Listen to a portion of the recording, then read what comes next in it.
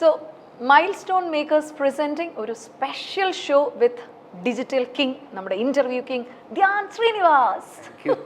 എനിക്ക് ഭയങ്കര സന്തോഷമുണ്ട്. കാര്യം ധ്യാനെ കാണുമ്പോൾ എപ്പോഴും ഞാൻ പറയണമെന്ന് വിചാരിക്കുന്ന ഒരു കാര്യമാണ്, ഇന്റർവ്യൂവിൻ്റെ കിങ് ആണ്, digital media social media star ആണ്. ഇന്റർവ്യൂ മാത്രമേ ഹിറ്റ് ആവാറുള്ളൂ, സിനിമ ഹിറ്റ് ആവില്ല എന്നാണ് പറഞ്ഞത്. പക്ഷേ മാറിക്കിട്ടി. നദികളിൽ സുന്ദരി യമുന ഓടുന്ന നല്ല ഗംഭീരമായിട്ട് ഓടുന്ന. ഫേസ്ബുക്കിലാണെങ്കിൽ സോഷ്യൽ മീഡിയയിലായാലും ഫാമിലി നല്ല കിഡിലൻ എന്റർടൈനർ ആണ്. ത്രൂ ഔട്ട് കോമഡിയാണ്. ഫസ്റ്റ് ഹാഫ് സെക്കൻഡ് ഹാഫ് കണ്ടില്ലല്ലോ.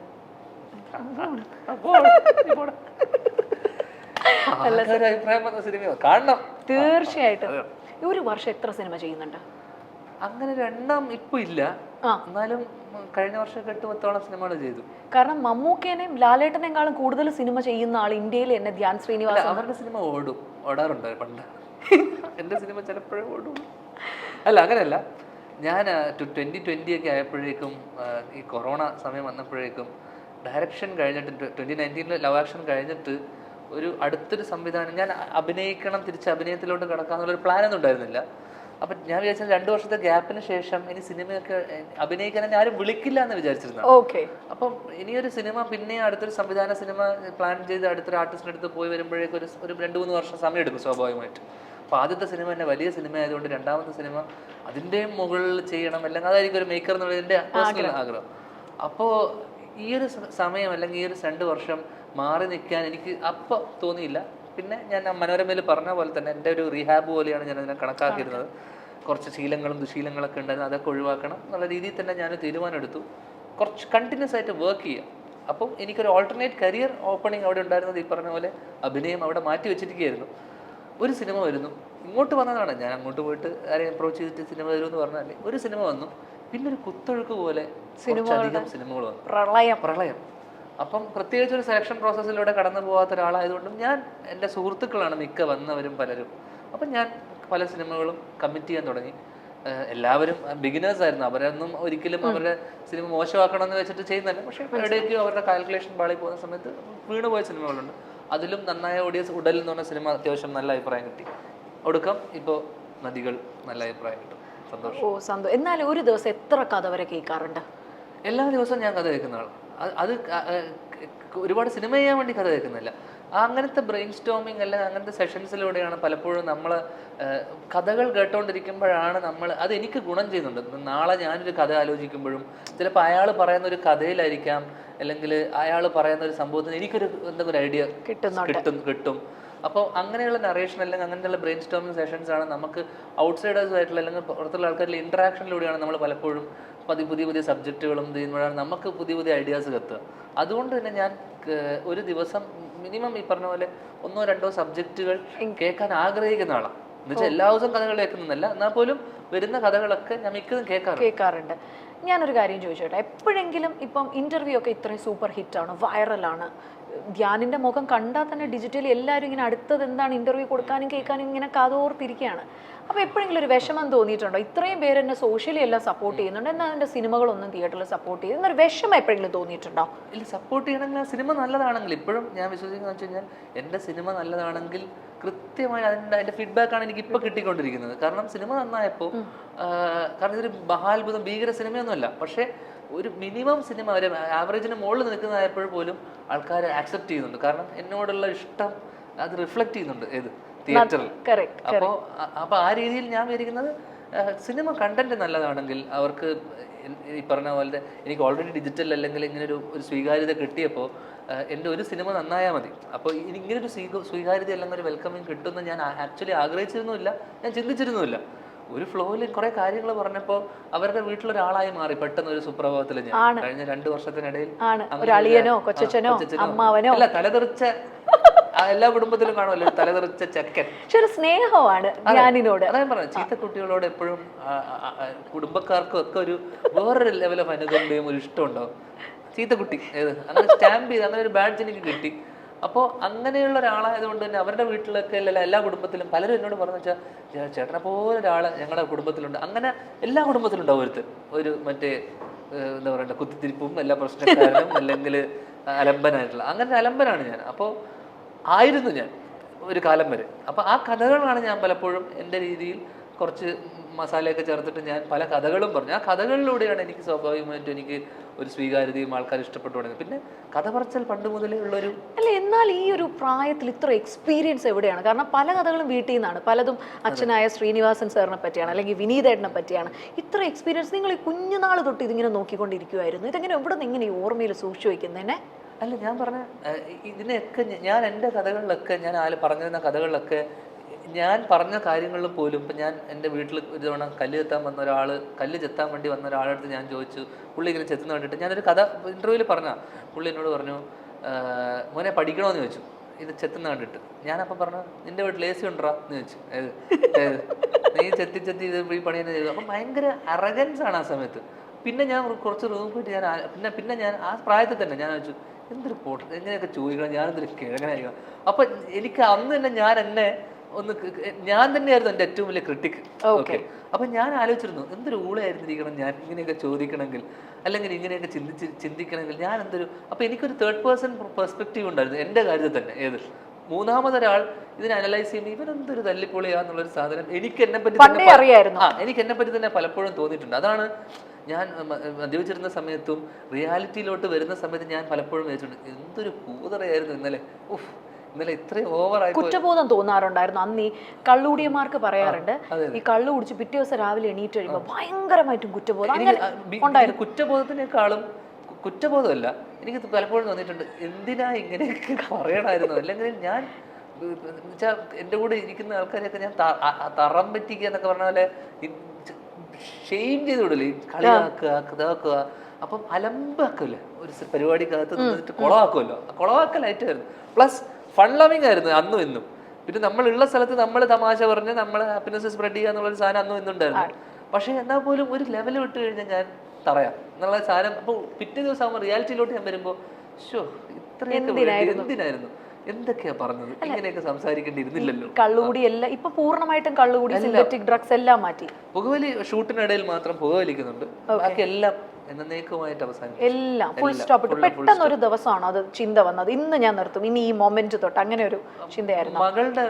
മകൾ ജനിച്ചതിന് ശേഷമാണ് എനിക്ക് അങ്ങനെ ഒരു ബോധോദയം. അല്ലെങ്കിൽ മകളായതുകൊണ്ടാണോ അതോ മകളായതുകൊണ്ടല്ല, ഒരു കുഞ്ഞ് ജനിച്ചപ്പോഴേക്കും മനസ്സിലായി വേറൊരു ഒന്നുമില്ല, കുറച്ചു കാലം കൂടെ ജീവിക്കണം, അല്ലെങ്കിൽ ഇവിടെ കുറച്ചു കാലം കൂടെ കാണണം എന്നൊക്കെ ഉള്ളൊരു ചത്തുപോകും എന്നുള്ളൊരു ലെവലിലോട്ട് ഇങ്ങനെ അടിച്ചു കഴിഞ്ഞാൽ, അല്ലെങ്കിൽ ഇങ്ങനെ ഉപയോഗിച്ച് കഴിഞ്ഞാൽ മരണപ്പെട്ടു പോകുന്നൊക്കെ ഒരു ചിന്ത വന്നു തുടങ്ങി. അവൾ ജനിച്ചതിന് ശേഷം എനിക്ക് അവളെ കൂടെ ടൈം സ്പെൻഡ് ചെയ്യുക, അല്ലെങ്കിൽ ഇനി നാളെ അവളുടെ വളർച്ച, അല്ലെങ്കിൽ അവളുടെ കല്യാണം, അങ്ങനെയൊക്കെ ഞാൻ വലിയ ലെവലിലൂടെ ചിന്തിച്ചു തുടങ്ങി. അവരുടെ മക്കള്. അപ്പോൾ ഇതൊക്കെ ചിന്തിച്ചു തുടങ്ങിയപ്പോൾ ഇതിന് ആത്യന്തികമായിട്ട് വേണ്ടത് നമ്മൾ ജീവനോടെ ഇരിക്കുക എന്നുള്ളതാണ്.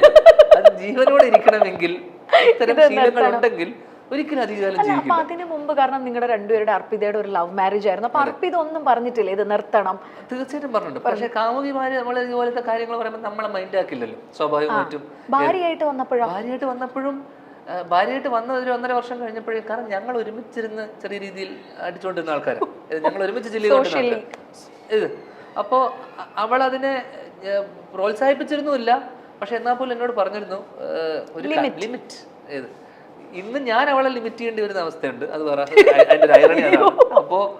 അപ്പോൾ അന്ന് പറഞ്ഞത് ഇതൊക്കെ കുറച്ച് കാലം കഴിയുമ്പോൾ നിർത്താം. ഞാൻ പറഞ്ഞു നിർത്താം പതിയെ.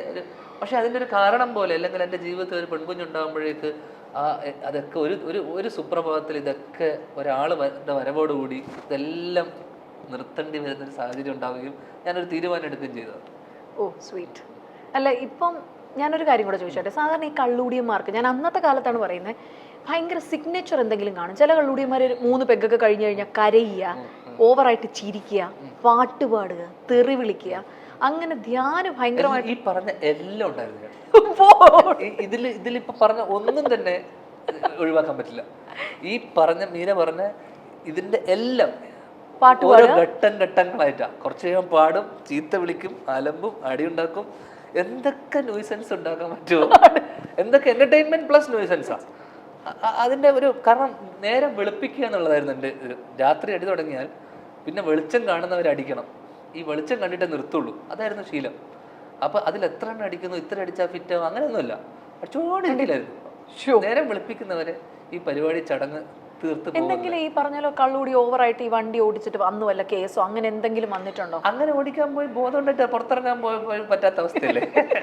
അതുകൊണ്ട് എനിക്ക് ഡ്രിങ്ക് ആൻഡ് ഡ്രൈവിന് ചെന്നൈയിൽ ഒരുപാട് ഇഷ്യൂസ് ഉണ്ടായിട്ടുണ്ട്. ചെറിയ ചെറിയ ചെറിയ ക്യാമറ ഒന്നും ഇല്ല കേട്ടോ. അന്ധകാലല്ലേ, അന്ധകാലത്ത് കുറെ ഡ്രിങ്ക് ആൻഡ് ഡ്രൈവ്. പിന്നെ അവിടെ തമിഴ്നാട് പോലീസ് ഭയങ്കര സഹകരണം. കുറച്ച് പൈസ കൊടുത്തു കഴിഞ്ഞാൽ അവർ അപ്പം തന്നെ നമ്മളെ വലിയ പ്രശ്നക്കാരല്ല. ഇവിടത്തെ പോലെ സ്ട്രിക്റ്റ് അല്ല, കുറച്ച് പൈസ. പിന്നെ അവർക്ക് വരുമ്പോൾ നമ്മളെ ഒരു വരവ് കണ്ടാൽ തന്നെ അറിയാം അടിച്ചിട്ടുണ്ട്. പിന്നെ എൻ്റെ വണ്ടി ആ സമയത്ത് എന്താ പറയണ്ടേ, കണ്ടാൽ ഒരു ഫ്രൈഡേ നൈറ്റ് അല്ലെങ്കിൽ സാറ്റർഡേ നൈറ്റ് അല്ലെങ്കിൽ പാർട്ടിക്കൊക്കെ പോയിട്ട് തിരിച്ചു വരുമ്പോഴേ, അല്ലെങ്കിൽ പാർട്ടിയൊക്കെ കഴിഞ്ഞിട്ട് തിരിച്ചു വരുമ്പോൾ സ്വാഭാവികമായിട്ടും സ്ഥിരം ചെക്കിംഗ് ഉള്ള 1-2 സ്ഥലങ്ങളുണ്ട് ആ സമയത്ത്. അവിടെയൊക്കെ കാണുമ്പോൾ തന്നെ സാർ എന്ന് പറയുന്ന പോലെ ഞാൻ സാറെന്ന് വിളിക്കുന്നു. അവിടെ അപ്പം തന്നെ സെറ്റിൽമെന്റ് നടക്കുന്നു, പറഞ്ഞു വിടുന്നു. ഒരു സ്ഥിരം ഒരാളാണ്, അവരുടെ ഒരു ഫാമിലി മെമ്പർ. കാര്യം ഞാൻ ഈ ഇന്റർവ്യൂ എന്ന് പറയുന്ന കുറേ കാലമായിട്ട് ഇങ്ങനെ ധ്യാനമായിട്ട് ഒരു അഭിമുഖം ചെയ്യണമെന്ന് വിളിക്കുമ്പോഴും എനിക്കിപ്പോൾ ഭയങ്കര ആഗ്രഹമായി. കാരണം I want sit with you, I want have a chat. കാരണം ഞാൻ ഒരുപാട് എൻജോയ് ചെയ്യുന്ന ഇന്റർവ്യൂസ് ആണ് ധ്യാനിൻ്റെത്. അപ്പോൾ ഈ കള്ളുകൂടിയുടെ ഒരു സീസണൊക്കെ കഴിഞ്ഞു എന്ന് പറഞ്ഞു. ഇപ്പം കംപ്ലീറ്റ്ലി ഒരു ന്യൂ മാൻ ആണ്.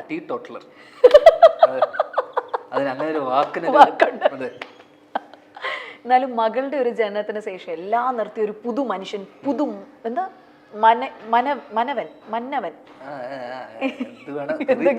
അല്ല, ഇങ്ങനെ ഒരു പുതിയ മനുഷ്യനായിട്ട് മാറിക്കഴിഞ്ഞു. അപ്പൊ ഈ ചേട്ടനോ അച്ഛനോ ഒന്നും പറഞ്ഞിട്ടില്ല? കാരണം വിനീതേട്ടന് ഭയങ്കര ഒരു സ്ട്രോങ് ഇൻഫ്ലുവൻസ് ഉണ്ടെന്ന് എനിക്കറിയാം. ഒരുപാട് അതൊന്നും ആ പ്രായത്തിലൊന്നും നമ്മൾ ആര് പറയുന്നതും കേൾക്കാനോ അല്ലെങ്കിൽ വകവെക്കാനോ. ചേട്ടൻ എൻ്റെ കാര്യത്തിൽ ഭയങ്കര വളരെ ഇമോഷണലായിട്ട് എൻ്റെ അടുത്ത് കരഞ്ഞുകൊണ്ടൊക്കെ നീ ഭഗവതി നിർത്തണം, നീ ഈ പറഞ്ഞ ശീലങ്ങളൊക്കെ നിർത്തണം എന്നോട് പലപ്പോഴായിട്ട് ലൈഫിൽ, ഞാൻ പറഞ്ഞ ഇപ്പോഴല്ല, കുറച്ച് വർഷങ്ങൾ മുന്നേ ഒരുപാട് തവണ എന്നോട് പറഞ്ഞിട്ടുണ്ട്. വളരെ ഇമോഷണലായിട്ട് എന്ന് വെച്ചാൽ കണ്ണൊക്കെ നിറഞ്ഞിട്ട്. കാരണം ഒന്നും കൊണ്ടല്ല, ചിലപ്പോൾ ഇതിപ്പോൾ നേരത്തെ പറഞ്ഞ പോലെ അധികകാലം ഞാൻ ഉണ്ടാവില്ല എന്നുള്ളൊരു തോന്നൽ വന്നതിന് ശേഷമായിരിക്കും. കാരണം അത്രയധികം ഇങ്ങനെ പോവുകയാണെങ്കിൽ, ഈ പോക്ക് പോവുകയാണെങ്കിൽ. എന്നാലും ഒരു ദിവസം എത്ര കുപ്പി വരെ കഴിക്കുമായിരുന്നു നല്ല കഴിച്ചുകൊണ്ടിരുന്ന സമയത്തെ? നല്ല അങ്ങനെ ഒരു കണക്ക്, കൃത്യമായിട്ടൊരു കണക്ക് പറയാൻ പറ്റില്ല. ഈസിലി ഒരു ഫുള്ളൊക്കെ അടിക്കുമായിരുന്നു. ആണല്ലേ? ഒറ്റയ്ക്ക് എന്നുവെച്ചാൽ എല്ലാവരും ഇരിക്കുന്ന സർക്കിളിൽ നമ്മൾ ഒരു കുറച്ച് ലിറ്റർ കണക്കിന് എടുത്തിട്ട് നമ്മൾ അത്യാവശ്യം, ഞാൻ പറഞ്ഞില്ലേ, നേരം വെളുപ്പിക്കലായിരുന്നു. ആണ്. എന്നാലും ഒരു റിച്ച് കിഡ് ആയിരുന്നത് കൊണ്ടേ, സ്പോയിൽഡ് റിച്ച് കിഡ് ആയിരുന്നോണ്ട് ഈ പൈസ ഇടുന്ന ഷെയർ ആണോ അതോ എങ്ങനെയാണ് ധ്യാനിന്റെ എല്ലാരും അങ്ങ്? അല്ലല്ല, അങ്ങനെയൊന്നും നമ്മള് കൂട്ടായ്മ ആയതുകൊണ്ട് തന്നെ പ്രത്യേകിച്ച് നമ്മള് ഇതിനൊരു ഈ കാര്യം വരുമ്പോ എല്ലാവരും ഒരുമിച്ചെത്തും. അതുകൊണ്ട് നമ്മളിടയിൽ അങ്ങനെ ഒരു ഇതൊന്നുമില്ല, ഇന്ന് ഞാൻ നാളെ നീ എന്നുള്ള പരിപാടിയാണ്. അല്ല, ഈ നദികൾ സുന്ദരി യമുന പറയുമ്പോൾ ഭയങ്കര വൈറലായ ഒരു സംഭവമാണ്. ശ്രീനിയേട്ടൻ ഇത് കാണാനായിട്ട് വീൽ ചെയറിൽ വന്നിട്ടുണ്ടായിരുന്നു. അപ്പോൾ അമ്മ ഉണ്ടായിരുന്നു. അച്ഛൻ കണ്ടിട്ട് പേഴ്സണലി എന്നാ പറഞ്ഞു ധ്യാൻ്റെ അടുത്ത്? പേഴ്സണലി ഞാൻ ആക്ച്വലി അച്ഛനെ കണ്ടിട്ടില്ല അതിന് ശേഷം. കാരണം ഞാൻ ഷൂട്ടിലായിരുന്നു, ഞാൻ വയനാട് നിന്ന് ഇപ്പോൾ വരുന്നത്. പക്ഷേ അമ്മയോട് ഞാൻ അന്ന് രാത്രി തന്നെ വിളിച്ച് ചോദിച്ചു അച്ഛന് ഇഷ്ടമായത്. അമ്മ പറഞ്ഞു അച്ഛന് ഇഷ്ടമായി. കാരണം ഞാൻ അച്ഛനും അമ്മയും കാണണം അല്ലെങ്കിൽ അങ്ങനെ ഞാൻ ക്ഷണിച്ചപ്പോൾ ഞാൻ വിചാരിച്ചില്ല അച്ഛൻ ആക്ച്വലി വരും എന്നുള്ള കാര്യം പോലും. പക്ഷെ അച്ഛൻ അത്രയും വയ്യായ്മ നിന്നിട്ട് പോലും അച്ഛൻ വന്നു. അച്ഛൻ ആ സിനിമ തീരുന്നവരെ ഇരുന്നു, കണ്ടു, ഇഷ്ടമായി. നമ്മ രാത്രി വിളിച്ച് പറഞ്ഞപ്പോൾ എനിക്ക് അതിനപ്പുറം, അപ്പം ഞാൻ കഴിഞ്ഞൊരു ഇൻ്റർവ്യൂവിലും പറഞ്ഞു അതിനേക്കാളും വലിയ സന്തോഷമാണ് ഞാൻ അച്ഛനൊരു നേരത്തെ ഭക്ഷണം ഉണ്ടാക്കി കൊടുത്തിട്ട് അച്ഛൻ അതിന് നല്ലത് പറയുമ്പോൾ. പക്ഷേ ഇതൊരു ടോപ്പപ്പ് പോലെ, ഒരു ആഡ് ഓൺ പോലെ, അല്ലെങ്കിൽ വേറൊരു ചെറിയ കേക്ക് എന്ന് പറഞ്ഞ പോലെ ഇത് സിനിമയും കൂടെ നല്ലതെന്ന് പറഞ്ഞപ്പോൾ ഒരുപാട് സന്തോഷം. അച്ഛൻ പറയോ കുറച്ചുകൂടെ ചൂസ് ചെയ്യാവണം നീ? ഇല്ല, ഞങ്ങൾ അങ്ങനെ സിനിമാ ചർച്ചകൾ ഇല്ല. കാരണം നിനക്ക് നിന്റെ വഴി, എനിക്ക് എൻ്റെ വഴി എന്നുള്ള റൂട്ടാണ് അന്നും നമുക്ക് ആ ഒരു ഫ്രീഡം. പുള്ളി എല്ലാ കാര്യത്തിലും തൻ്റെ തീരുമാനം, നിന്റെ വിധി നിന്റെ തീരുമാനങ്ങളാണെന്നുള്ളത് പോലെ. അല്ല, ഞെട്ടിച്ചു കളഞ്ഞു. കാരണം ശ്രീനിയേട്ടൻ കല്യാണത്തിന് കയറിയിട്ട് വിളിച്ചതൊക്കെ എനിക്ക് ഇപ്പോഴും ഓർമ്മയുണ്ട്. ഞാൻ മകനെന്ന് വിശ്വസിക്കുന്ന ധ്യാൻ ശ്രീനിവാസന് വേദിയിലോട്ട് വരാം. അവിടെ പോലും തഗ്ഗാണ്. ഈ തഗ് ശരിക്കും ഇങ്ങനെ ബ്ലഡ് ലൈനിൽ കിട്ടിയതാണോ? പൊളിറ്റിക്കലി ഇൻകറക്റ്റ് ആണ് അത് പറഞ്ഞു വരുമ്പോൾ, പൊളിറ്റിക്കലി റോങ് ആണ് മകനെന്ന് വിശ്വസിക്കുന്ന. അപ്പൊ അവിടെ പോലും നമ്മളിപ്പോ പൊളിറ്റിക്കൽ കറക്റ്റ്നെസിന്റെ കാലത്താണ് നിൽക്കുന്നത്. അങ്ങനെ നോക്കുമ്പോൾ വളരെ പൊളിറ്റിക്കലി റോങ് ആണ്. അതിന് എനിക്ക് വേണമെങ്കിൽ എന്നെ കേസ് കൊടുക്കാവുന്നതേ ഉള്ളൂ. അല്ല, അമ്മയുടെ മുഖത്തൊക്കെ ഒരു ചെറിയ ചമ്മലും ചിരിയൊക്കെ. അപ്പോ ഇന്നത്തെ കാലത്ത് അത് പറയുന്നത് തഗ് വേറെ. പക്ഷേ എന്നാൽ പോലും നമ്മളതൊക്കെ എല്ലാവരും പറഞ്ഞ പോലെ അവിടെ ഇരിക്കുന്ന ഭീകരന്മാർ കുറെ പേര് ഇരിക്കുന്നുണ്ട്. പൊളിറ്റിക്കൽ കറക്റ്റ്നെസിന്റെ പലരും, രാഷ്ട്രീയക്കാരായിക്കോട്ടെ മന്ത്രിമാരും ഉൾപ്പെടെ എല്ലാവരും ചിരിച്ചു. അപ്പൊ ഞാൻ ആലോചിച്ചു, ചുറ്റും ഈ സമൂഹം പൊളിറ്റിക്കലി ഇൻകറക്റ്റ് ആണ് മൊത്തം. അപ്പൊ പിന്നെ നമ്മൾ അതിന്റെ കൂടെ ഒന്ന് ചിരിക്കുക. അപ്പൊ എന്നാൽ പോലും അത് ഇങ്ങനെ ഒരു വെൽക്കമിങ് എന്റെ കല്യാണത്തിന് കിട്ടുമെന്ന് ഞാൻ ഒരാളുടെയും ഇങ്ങനെ വിളിച്ചിട്ടില്ല. എനിക്ക് എന്റെ മകൻ സ്വാഗതം ഇങ്ങനെയൊക്കെ പറഞ്ഞു, ഞാൻ മകൻ എന്ന് വിശ്വസിക്കുന്നു. അത് തല 2 ദിവസം മുന്നേ തന്നെ ആലോചിച്ച് പുള്ളി എന്ത് പറഞ്ഞിട്ട് ഇവനെ നാറ്റിക്കുന്നു പറഞ്ഞ് പ്രിപ്പയർഡ് ആയിട്ട് വന്നതുപോലെ എനിക്ക് ഫീൽ ചെയ്തു. നമ്മളെ ചില സാധനങ്ങളെ ഒന്ന് പ്രിപ്പയർ ചെയ്യല്ലോ, അതുപോലെ എന്നെ വന്നിട്ടൊന്ന് അധിക്ഷേപിക്കാൻ വേണ്ടി തന്നെ. ഇതുപോലെ വേറെ എവിടെയെങ്കിലും ഇങ്ങനെയൊക്കെ പറഞ്ഞിട്ടുണ്ടോ? ഞെട്ടിയ എന്തെങ്കിലും ഉണ്ടോ ശ്രീനിയേട്ടൻ വന്നിട്ട്? ഒരുപാട് എന്ന് വെച്ച് കഴിഞ്ഞാൽ എന്നെ പണ്ട് സ്ഥിരമായിട്ടുണ്ടായിരുന്ന ഒരു ശീലം പുള്ളിയുടെ എന്ന് വെച്ച് കഴിഞ്ഞാൽ, ഞാൻ പുള്ളി കൂട്ടുകാരൊക്കെ കൂടെ ഒരുമിച്ചിരിക്കുന്ന സമയത്ത് ഇടക്ക് രാത്രി കാലങ്ങളിൽ പുള്ളിയുടെ മദ്യപാന സഭകളിലൊക്കെ ഇടക്ക് എന്നെ വിളിപ്പിക്കും. രാത്രിയൊക്കെ ആകുമ്പോൾ വിളിപ്പിച്ചിരുത്തിയതിന് ശേഷം ആദ്യം ഞാനിത് രണ്ട് സ്ഥലത്ത് പറഞ്ഞിട്ടുള്ളൂ.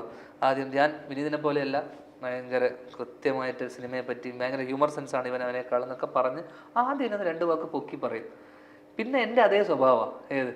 പൊക്കി പറഞ്ഞ 2 മിനിറ്റ് കഴിഞ്ഞാൽ പക്ഷെ ഒന്നിനും കൊള്ളാത്തൊരു യൂസ്ലെസ്, ഇവനെപ്പോലൊരു പഠിക്കുകയില്ല, ഒന്നും ചെയ്യുകയില്ല, കുറേ പെണ്ണുങ്ങളോട് ഇങ്ങനെ വെറുതെ നടക്കാൻ വെറും ഇങ്ങനെ എന്നെ അടിച്ച് എന്താ പറയണ്ട, എഗെയിൻ പൊളിറ്റിക്കലി ഇൻകറക്റ്റ്, ഇത്രയും ആൾക്കാരെ മുന്നിൽ വെച്ചിട്ട് എന്നെ ഇൻസൾട്ട് ചെയ്ത് പൊക്കി പറഞ്ഞതിൻ്റെ ഇരട്ടി ഇൻസൾട്ട് ചെയ്തിട്ട് Tata bye bye good night എന്നിട്ട് കിടത്തി വിടും. എന്നാലും വിനീതേട്ടനെ പറയുന്നതിനേക്കാൾ സ്വാതന്ത്ര്യത്തോട് ധ്യാനിനെ പറയുന്ന ഞങ്ങൾ ശ്രദ്ധിച്ചിട്ടുണ്ട്. ശ്രീനിയേട്ടൻ വിനീതിനോട് എനിക്ക് ഒന്ന് വേറൊരു കൈൻഡ് ഓഫ് ഒരു അഫെക്ഷൻ, അല്ലെങ്കിൽ കുറച്ചുകൂടെ ഒരു പ്രൊഫഷണൽ ബന്ധമാണ് അവർ തമ്മിൽ. അതെ, എന്നോട് പുള്ളിക്കൊരു മമതയും കുറച്ചൊരു എനിക്ക് തോന്നുന്നു. പൊതുവെ വീടുകളിൽ നമ്മൾ ശ്രദ്ധിച്ചിട്ടുള്ള വെച്ച് കഴിഞ്ഞാൽ ഇളയ കുട്ടിയോട് അച്ഛനമ്മമാർക്ക് ഒരു പ്രത്യേക ഒരു സ്നേഹം ഉണ്ടാവുമല്ലോ, ഇളയ മോളോട്. അപ്പൊ ആ ഒരു സാധനം എനിക്ക് കിട്ടിയിട്ടുണ്ട്. എന്ന് വെച്ചാൽ ഏട്ടന് കിട്ടാത്തതിനേക്കാളും കുറച്ചുകൂടെ ഒരു വാത്സല്യവും ഒരു സ്നേഹവും കൂടുതലും ഒരു ഇതും എനിക്ക് അച്ഛനും അമ്മയും. അത് ഇൻഫാക്ട് ഏട്ടനും എനിക്കത് ആ ഒരു കൺസേൺ അല്ലെങ്കിൽ ആ ഒരു സാധനം, ഒരു അച്ഛൻ്റെ സ്ഥാനത്താണ് ഞാൻ പലപ്പോഴും പറഞ്ഞിട്ടുണ്ട് ഏട്ടനെ ഞാൻ കാണുന്നതും. അപ്പൊ ആ ഒരു സാധനം എനിക്ക് ഭയങ്കരമായിട്ട് 3 പേര് കിട്ടിയിട്ടുണ്ട്. അല്ല, നിങ്ങൾ തമ്മിൽ ഇങ്ങനെ കമിഴ്ന്ന് കിടന്ന് റോൾ ചെയ്ത് അടി ഉണ്ടാക്കുക അതൊക്കെ ഉണ്ടായിരുന്നോ പണ്ട്? ഇല്ല, പുള്ളി അങ്ങനെ ഒരാളല്ലല്ലോ. വിനീത് ശ്രീനിവാസൻ മറ്റേ ബെഡിൽ കമിഴ്ന്ന് കിടന്ന് അടി ഉണ്ടാക്കുന്ന നമുക്ക് ചിന്തിക്കാൻ പറ്റും. പുള്ളി അന്നും ഇന്നും എന്തെങ്കിലും പ്രശ്നം വെരി കാം ആൻഡ് കമ്പോസ്ഡ്. അന്നും എന്തെങ്കിലും പ്രശ്നം ഉണ്ടാക്കിയിട്ടുണ്ടാകും, ഞാൻ എന്തെങ്കിലും ചെയ്താലും മാത്രമേ പുള്ളി അതും റിയാക്ട് ചെയ്യുക എന്ന് പറയുന്നത് അതിന്റെ ഒരു മിനിമൽ റിയാക്ഷൻ ആണ്. അല്ല, എനിക്കൊന്ന് ദേഷ്യപ്പെട്ടേ ഞങ്ങൾ ആരും കണ്ടിട്ടേ ഇല്ല. എന്നോട് മാത്രമേ ഞാൻ ജീവിതത്തിൽ പുള്ളി ദേഷ്യപ്പെട്ട് കണ്ടിട്ടുള്ളത് കുറച്ചാൾക്കാരല്ല, ഒരേ ഒരാൾ മിക്കവാറും ഞാൻ മാത്രമേ ഉണ്ടാവുള്ളൂ. ആണല്ലേ? കാരണം ഞാൻ പുള്ളിയുടെ എക്സ്ട്രീം ദേഷ്യം അടക്കം ഞാൻ കണ്ടിട്ടുണ്ട്. എങ്ങനെയാണ് ഭയങ്കര ദേഷ്യം വന്ന് എന്ത് അടിക്കുക? അങ്ങനെ അല്ല, നല്ല വൃത്തികെട്ട ചീത്ത വാക്കുകൾ ഞാൻ 1-2 വേണം പുള്ളിയുടെ വാക്ക് ചിന്തിക്കാൻ പറ്റില്ല നമുക്ക്.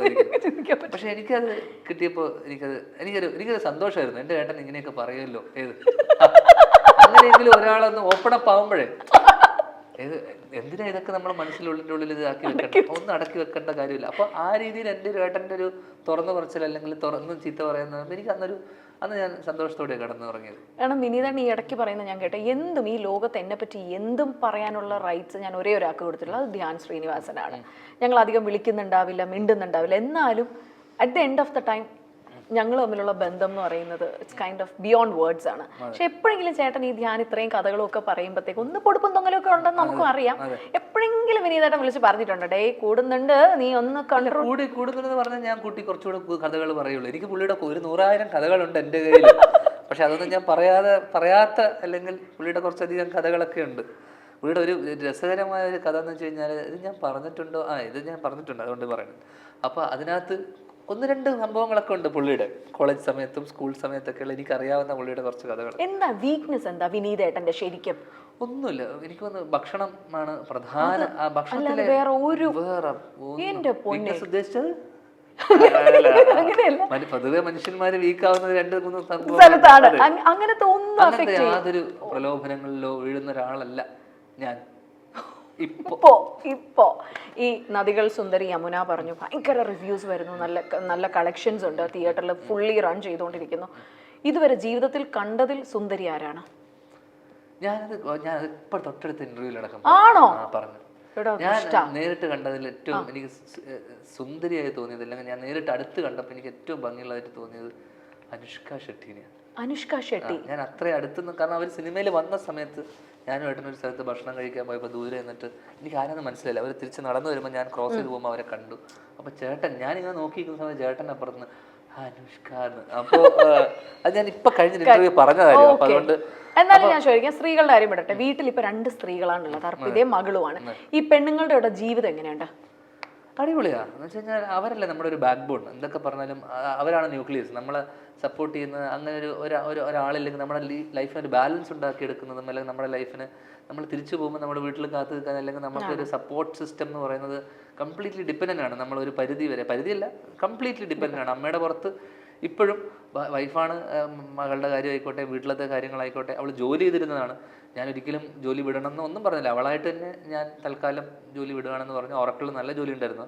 കല്യാണം കഴിഞ്ഞു. അവൾ മകളായതിനു ശേഷം പിന്നെ ഇപ്പം ജോലി ചെയ്ത് താല്പര്യം പോയി പുള്ളിക്കാർക്ക്. ഇപ്പം പിന്നെ ചില്ലിങ്ങാണ്. അതുകൊണ്ട് കുടുംബക്കാരെ കാണുക. അപ്പോൾ ഞാൻ പറഞ്ഞാ ജോലി ചെയ്ത് കഴിഞ്ഞാൽ കുറച്ചധികം അവിടെ നിന്ന് റവന്യൂ കിട്ടുമല്ലോ, നീ അത് കളയണ്ടല്ലോ വെറുതെ ഇതിനൊക്കെ പറഞ്ഞപ്പോൾ വേണ്ട, ഇനി ഞാൻ ജോലിക്ക് പോകുന്നില്ല. സ്വയം തീരുമാനിച്ചു. എനിക്ക് നമുക്ക് നല്ലതല്ലേ, അവിടെ നിന്ന് ഒരു കാശ് കിട്ടുന്നല്ലേ, വെറുതെ എന്തിനാ കളയുന്നത്? നല്ലൊരു മണി മോട്ടീവ് ആണോ ഇപ്പൊ ശരിക്കും? വേറെ ഇൻവെസ്റ്റ്മെന്റ്സ് എന്താണ്? ഞാൻ എപ്പോഴും വരുന്നത് പെൺകുട്ടികൾ ആ രീതിയിൽ ഫിനാൻഷ്യലി ഇൻഡിപെൻഡന്റ് ആവണം എന്നുള്ള ഒരു ചിന്ത. കാരണം എല്ലാത്തിനും ഞാൻ അവളെ ചോദിക്കാതെ തന്നെ ഞാൻ എപ്പോഴും മാസം നമുക്ക് ആ എക്സ്പെൻസിനുള്ളതൊക്കെ അവൾ ചോദിക്കാതെ ഞാൻ ഇട്ട് കൊടുക്കാറുണ്ട്. പക്ഷെ പണ്ട് അവള് ജോലി ഉള്ള സമയത്ത് എനിക്ക് ജോലി ഇല്ലാത്തൊരു സമയം ഉണ്ടായിരുന്നു. അന്ന് അവളാണ് എന്നെ പ്രൊട്ടക്ട് ചെയ്തത്. എനിക്ക് പലപ്പോഴും എന്റെ ചെലവ് നടന്നിരുന്ന മൊത്തം. നിങ്ങൾ ആദ്യം പ്രപ്പോസൽ, അതായത് കല്യാണം കഴിക്കാൻ തുറന്നു പറഞ്ഞ ആരായിരിക്കും? നമ്മള് രണ്ടുപേരും തീരുമാനിച്ച ആ സമയം, ഒരു സമയമായപ്പോഴേക്കും രണ്ടുപേരും.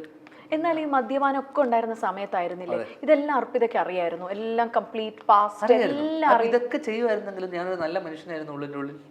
അങ്ങനെ ഇതൊക്കെ ചെയ്യുന്ന ആൾക്കാർ വൃത്തികെട്ടവന്മാരാ? അല്ല അല്ല അല്ല അല്ല ചെയ്യുന്ന ആൾക്കാരിലും നന്മയുണ്ടെന്നേ. നമുക്ക് കള്ളുകൂടി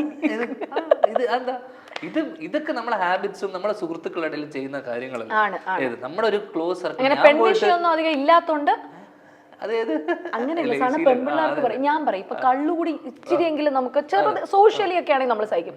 പക്ഷെ വേറെ നമ്മള് എനിക്കിപ്പോ ഫ്ലിങ്സും എനിക്ക് ചെറിയ ചെറിയ കുട്ടി അതൊക്കെ പലതും അവർക്ക് അറിയാവുന്ന കാര്യങ്ങളുണ്ട്, ഇഷ്ടങ്ങൾ. പിന്നെ ഞാൻ പലപ്പോഴും ചെറിയ എല്ലാം നമുക്ക് അട്രാക്ഷൻ അല്ലെങ്കിൽ ഒരു ക്രഷൊക്കെ നമുക്ക് പലപ്പോഴും പല ഘട്ടങ്ങളിൽ നമുക്ക് തോന്നും. അതൊന്നും നമ്മൾ ക്യാരി ചെയ്യുന്നില്ല എന്ന് മാത്രമല്ലേ ഉള്ളൂ. നമ്മൾ വീട്ടിലോട്ട് കൊണ്ടുപോയി ടേക്ക് ഹോം അല്ല നമ്മൾ. കാരണം നമുക്കൊരാളുണ്ടല്ലോ, നമുക്കായിട്ടൊരാൾ. അപ്പം പിന്നെ അയാളുടെ അടുത്തോളം പിന്നെ നമ്മൾ അയാളോട് നമ്മൾ സന്തുഷ്ടയാണെങ്കിൽ പിന്നെ എന്തിനാണ് നമുക്ക് വേറൊരാളുടെ ആവശ്യമുണ്ട്? Correct, you said the point. അപ്പോൾ ഇനി ഒരു ചെറിയൊരു സെഗ്മെന്റ് ആണ്, വേറൊന്നുമില്ല. 2 സെഗ്മെന്റ് ഉണ്ട്. ഇതിൽ വളരെ സിമ്പിൾ ആണ്. ഞാൻ കുറച്ച് ആക്ടേഴ്സിന്റെ പേര് പറയും. ഇത് വളരെ ഫേമസ് ആയിട്ടുള്ള ഒരു ഗെയിമിംഗ് ആണ്, വേറൊന്നുമില്ല. ഇവർ സിനിമാ നടന്മാരല്ലായിരുന്നു എങ്കിൽ എന്തെങ്കിലും എനിത്തിങ് വെറൈറ്റി പറയണേ, എനിത്തിങ്. ഓക്കെ, ഇവരല്ലായിരുന്നെങ്കിൽ ഇവരെന്തായിരിക്കും ചെയ്യാൻ സാധ്യതയുള്ളത്? ഇൻ യുവർ ഭാവന. പുതിയ സാധനമാണേ. ഒന്നാമത്തെ പേര് ഷൈൻ ടോം ചാക്കോ. ഷൈൻ ടോം ചാക്കോ എന്താ പറയണ്ടേ, ബാർട്ടൻഡറോ അല്ലെങ്കിൽ അല്ലേ ഒരു ഓളമേനെ അല്ലേ, ബാറില് DJ ബാർട്ടൻഡർ നല്ലതല്ലേ? അങ്ങനെ അതാകുമ്പോ അവിടെ നിന്ന് എടുത്തു കൊടുക്കുകയും ചെയ്യാം, പുള്ളി സൈഡിൽ നിന്ന് അടിക്കുകയും ചെയ്യും, പരിപാടി നടക്കും. അടുത്തത് ഹണി റോസ്. എനിക്ക് അറിയില്ല പുള്ളിക്കാരി ആക്ച്വലി. ഹണി റോസ് അവര് അങ്ങനെ അറിയില്ല. പുള്ളി പേഴ്സണലായിട്ട് ഷൈൻ എനിക്ക് അറിയാവുന്നതുകൊണ്ട് എനിക്ക് അതിനകത്ത് ഇത് പറയാം. എനിക്ക് തീരെ അറിയാത്ത ഹണി റോസ് എന്നൊക്കെ കേൾക്കുമ്പോ ഇപ്പൊ മനസ്സിൽ വരുന്ന ഒരു കാര്യം, ഹണി റോസ് എന്ന് കേൾക്കുമ്പോൾ വളരെ സുന്ദരിയായിട്ടുള്ള നടി. ഹണി റോസ് ഇതെല്ലായിരുന്നെങ്കിൽ എനിക്ക് തോന്നുന്നു സ്കൂൾ ടീച്ചറൊക്കെ ആയിരുന്നെങ്കിൽ കുട്ടികൾക്കൊക്കെ ഒരു രസമായിരുന്നു അല്ലേ, ക്ലാസ്സിലൊക്കെ കൊച്ചുകുട്ടികൾ. അല്ല, ഞാൻ പറഞ്ഞ ഒരു ഹൈസ്കൂൾ ടീച്ചറൊക്കെ ആയിരുന്നെങ്കിൽ കുട്ടികൾക്ക് ഒരു നമുക്ക് എപ്പോഴും ക്രഷ് പോകുന്ന ടീച്ചർമാരുണ്ടാവും. അതാകുമ്പോൾ നമ്മൾ എല്ലാ ദിവസവും സ്കൂളിൽ പോകും. ഹണി റോസ് ടീച്ചറാണെങ്കിൽ ഒറ്റ ദിവസം പോലും നമ്മൾ മിസ് ചെയ്യില്ല ക്ലാസ്. അങ്ങനെ ഞാൻ പോയിരുന്ന ഒരു കാലം ഉണ്ടായിരുന്നു എനിക്ക്. എനിക്കൊരു നമ്മളെ എപ്പോഴും ടീച്ചർമാർ, നമുക്ക് നമ്മുടെ ഫസ്റ്റ് ക്രഷ് പലപ്പോഴും ടീച്ചർമാരായിരിക്കും. കാരണം ടീച്ചർമാർ സാരിയൊക്കെ കൊടുത്തു തരുന്ന സമയത്ത് എന്ന് വെച്ചാൽ നമ്മൾ ആ പ്രായത്തിലൊക്കെ കോളേജിൽ പഠിക്കുമ്പോഴും എൻ്റെ ഒരു ക്രഷ് ഉണ്ടായിരുന്നു, ടീച്ചറായിരുന്നു. എന്ന് വെച്ചാൽ വലിയ പ്രായ വ്യത്യാസമൊന്നുമില്ല. അപ്പോൾ പലപ്പോഴും അപ്പോൾ എനിക്കൊന്ന് ഹണി ടീച്ചർ ആകുകയാണെങ്കിൽ ഒരു ദിവസം പോലും പിള്ളേർ ആബ്സെന്റ് ഇല്ലാതെ എല്ലാ ദിവസവും ക്ലാസ്സിൽ പോയിരിക്കും. അതിനൊരു കയ്യടി. ഞാൻ മോഡൽ, ഈ ഹെയർ ഹോസ്റ്റസ് അങ്ങനെയൊക്കെ പറയുന്നേ, സ്കൂൾ ടീച്ചർ. ഓക്കെ, ടീച്ചറല്ലേ, അപ്പൊ പിന്നെ സ്വാഭാവികമായിട്ടും ക്ലാസ് മുടങ്ങില്ല. ആണ്. കോളേജ് ആണെങ്കിലും ഓക്കെയാ. അതെ. അടുത്ത അജു വർഗീസ്. അജു വർഗീസ് വല്ല എന്താ പറയണ്ടേ, ജയിലിലോ അല്ലെങ്കിൽ വല്ല അങ്ങനെ വല്ല മിക്കവാറും കൺവിക്റ്റും അല്ലായിരിക്കും, ജയിലിലായിരിക്കും. പ്രതിയായിട്ട് ജയിലിൽ. എന്ത് കാര്യത്തിനായിരിക്കും പ്രതിയാവാൻ? വല്ല പെറ്റി കേസ് വല്ല ആയിരിക്കും, മോഷണം, മാലപിടി, അങ്ങനത്തെ കേസായിരിക്കും. അതിന്റെ കൂടെ വേറെ എന്തെങ്കിലും കേസ് ഉണ്ടെങ്കിൽ അതും ഏറ്റെടുത്തിട്ട് പുള്ളി വേണം ജീവപര്യന്തമൊക്കെ പിടിച്ചിട്ട് അവിടെ വള്ളിയും പിടിച്ചിട്ട് അവിടെ ഇരിപ്പുണ്ടാവും. ഈ പണിയൊക്കെ മേടിക്കുന്ന ഒരാളെ. കാരണം ഒരു കാലത്ത് എനിക്കറിയാവുന്ന ഒരാള് ഒരു പബ്ലിക് ന്യൂസൻസ് ആയിരുന്നു. എന്റെ ഒരു വേറൊരു വേർഷൻ ആയിരുന്നു ഒരു കാലത്ത്. അപ്പൊ മിക്കവാറും ജോലിയൊന്നും ഉണ്ടാവില്ല. ജയിലിലാവുമ്പോൾ പ്രത്യേകിച്ച് എല്ലാ ജോലിയും ചെയ്യേണ്ടി വരുമല്ലോ. അപ്പൊ അങ്ങനെ അങ്ങ് പോവും. പിന്നെ നയൻതാര വർക്ക് ചെയ്ത ആളാണ്, സംവിധാനം ചെയ്ത ആളാണ്. എനിക്ക് തോന്നുന്നു പൊളിറ്റീഷ്യൻ ആയിരുന്നു. വെരി ഷാർപ്പ്, വെരി എന്താ പറയണ്ട, പ്രിസൈസ്. കൃത്യമായിട്ട് കാര്യങ്ങൾ അറിയാവുന്ന, അല്ലെങ്കിൽ അവരെ കൃത്യമായിട്ട് മാർക്കറ്റ് ചെയ്യാൻ അറിയാം, അവർ എന്ത് ചെയ്യുന്നു, സംസാരിക്കുന്നു, കൃത്യമായിട്ടൊരു ധാരണയുള്ളതാണ്. ഇനി ഒരാളും കൂടെ ഉള്ളൂ, ഫഹദ് ഫാസിൽ. ഫഹദിക്ക എനിക്ക് തോന്നുന്നു ഒരു മറ്റേ നമ്മൾ ഇതിൽ കണ്ട പോലെ ഒരു ഭയങ്കര കാർ എന്തൂസിയാസ്റ്റും ഇതൊക്കെ. എനിക്ക് തോന്നുന്നു ഒരു ഫോർമുല 1 വല്ല റേസറോ വല്ല മറ്റേ ബാംഗ്ലൂർ ഡേയ്സിലൊക്കെ കണ്ട പോലെ. അങ്ങനെ പുള്ളിയുടെ കാറിനോടുള്ള ഭ്രമമൊക്കെ എന്നോട് പുള്ളി പേഴ്സണലായിട്ടൊക്കെ പറഞ്ഞിട്ടുണ്ട്. അപ്പം എനിക്ക് തോന്നുന്നു ഒരു കാർ റേസറോ അല്ലെങ്കിൽ ആ ലെവലിലോട്ട് ഒരു ഓട്ടോ എന്തൂസിയാസ്റ്റാണ്. അപ്പോൾ അതുകൊണ്ട് തന്നെ എനിക്ക് തോന്നുന്നു ഓട്ടോമൊബൈൽ ബന്ധപ്പെട്ടിട്ടുള്ള എന്തെങ്കിലും പരിപാടിയിലായിരിക്കും. അങ്ങനെ ആയിരിക്കും. അപ്പോൾ ഇത്രയും പേരുടെ ഞെട്ടിപ്പോയിട്ട് ഒരാളെയും കൂടെ ചോദിക്കാൻ പറ്റുന്നുണ്ട്. Common question, Prithviraj. രാജുവേട്ടൻ എനിക്ക് തോന്നുന്നു ഈ ചിലപ്പോൾ എനിക്ക് തോന്നുന്നു ഈ രാജ്യത്ത് തന്നെ ജനിക്കേണ്ട ആളാണെന്ന് എനിക്ക് തോന്നിയിട്ടില്ല. എന്ന് വെച്ച് കഴിഞ്ഞാൽ ചിലപ്പോൾ വിദേശത്തോ അല്ല, അല്ലെങ്കിൽ ഇപ്പോൾ കാരണം അത്ര ആ ലെവലിൽ പുള്ളിക്ക് കാരണം അത്ര നന്നായിട്ട് സംസാരിക്കാൻ അറിയാം. ഓക്കെ, ഭയങ്കര gentleman, like very good looking. ഈ പറഞ്ഞ ഒരുവിധം എല്ലാത്തിന്റെയും ഒരു എപ്പിട്ടമിയാണ്, ഒരു പാക്കേജാ പുള്ളി. അപ്പൊ പുള്ളിക്ക് എനിക്ക് തോന്നുന്നു ആ മൾട്ടി ടാലന്റഡ് ആയിട്ടുള്ള, അതുകൊണ്ടാണ് പുള്ളി ഇപ്പോഴും മൾട്ടി ഫെസറ്റഡ് ആണല്ലോ പുള്ളി. അപ്പൊ എനിക്ക് തോന്നുന്നു പുള്ളി എന്തും ചെയ്യും. വേറൊരു രാജ്യത്താവണം. ഏത് രാജ്യമായിരിക്കും ബെറ്റർ ഫോർ പൃഥ്വിരാജ്? കേരളം അല്ല, ഇന്ത്യ അല്ലെങ്കിൽ? കേരളം അല്ല, ഇന്ത്യ അല്ലെങ്കിൽ എനിക്ക് തോന്നുന്നു പുള്ളി എവിടെ പോയാലും പുള്ളിക്കൊരു ഐഡന്റിറ്റി ഉണ്ടാക്കിയെടുക്കും. കേരളത്തിലായിരുന്നില്ല, ബെറ്റർ അവിടെ ആയിരുന്നെങ്കിൽ എനിക്ക് തോന്നുന്നു ഹോളിവുഡ് പരിപാടിയിലൊക്കെ പിന്നെ ആ ലെവലിലോട്ട് പുള്ളി എത്തും. ചിലപ്പോൾ ഒന്നും പറയാൻ പറ്റില്ല. കാരണം ഇപ്പൊ തന്നെ സെലാറിലൊക്കെ വില്ലനായിട്ട് പ്രഭാസിന്റെ കൂടെ വരാനിരിക്കുകയാണ്. അപ്പോൾ ഈ ഇത്രയും സെക്ഷനേ ഉള്ളൂ ഞങ്ങളുടെ. ഇനി അടുത്ത സെക്ഷൻ എന്ന് പറഞ്ഞാൽ ഒന്നുമില്ല. അയ്യോ, ഞാൻ സീരിയസ്ലി ഞാൻ പറയാട്ടോ, എനിക്ക് ഭയങ്കര സന്തോഷം. ഇന്ന് കണ്ടപ്പോ ഞാൻ back to my college days ഒക്കെ പോയി. അന്നൊക്കെ നേരത്തെ ഒക്കെ കണ്ടിരുന്നെങ്കിൽ ഞാൻ ചിലപ്പോ പ്രപ്പോസ് ഒക്കെ ചെയ്തനെ. ഇവിടെ വിഷ്ണു ഇരിപ്പുണ്ട്.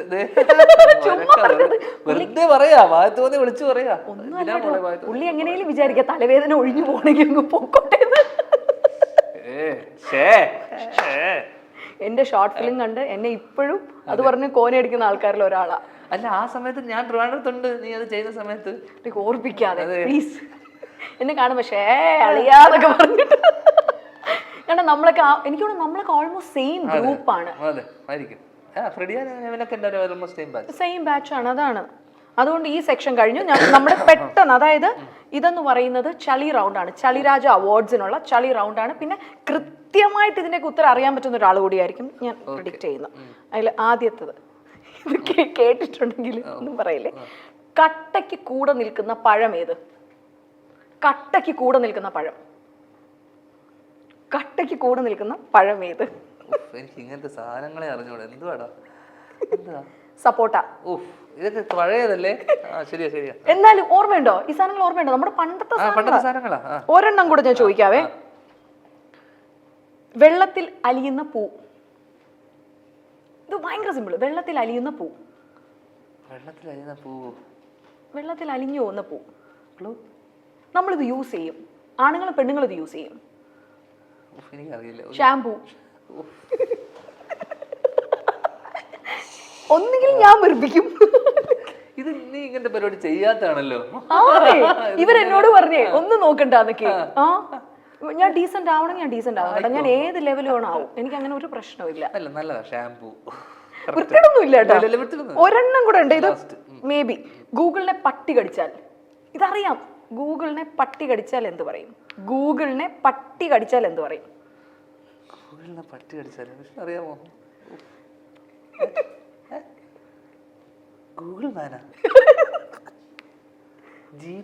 ഗൂഗിൾ പേ.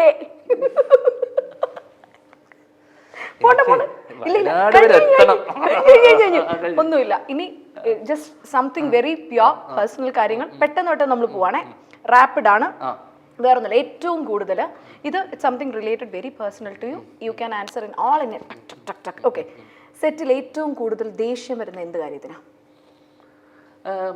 ബാക്കിയുള്ള ആൾക്കാരോടുള്ള ഞാൻ പറഞ്ഞ നമ്മുടെ സെറ്റിൽ എന്ന് പറയുമ്പോൾ എനിക്ക് ഏറ്റവും കൂടുതൽ ദേഷ്യം വരുന്നതെന്ന് വെച്ച് കഴിഞ്ഞാൽ ഡിസ്ക്രിമിനേഷൻ, അല്ലെങ്കിൽ കൂടെയുള്ള ആൾക്കാർ, അല്ലെങ്കിൽ എല്ലാവരും ഒരു സിനിമയ്ക്ക് വേണ്ടി വർക്ക് ചെയ്യുന്ന ആൾക്കാർ.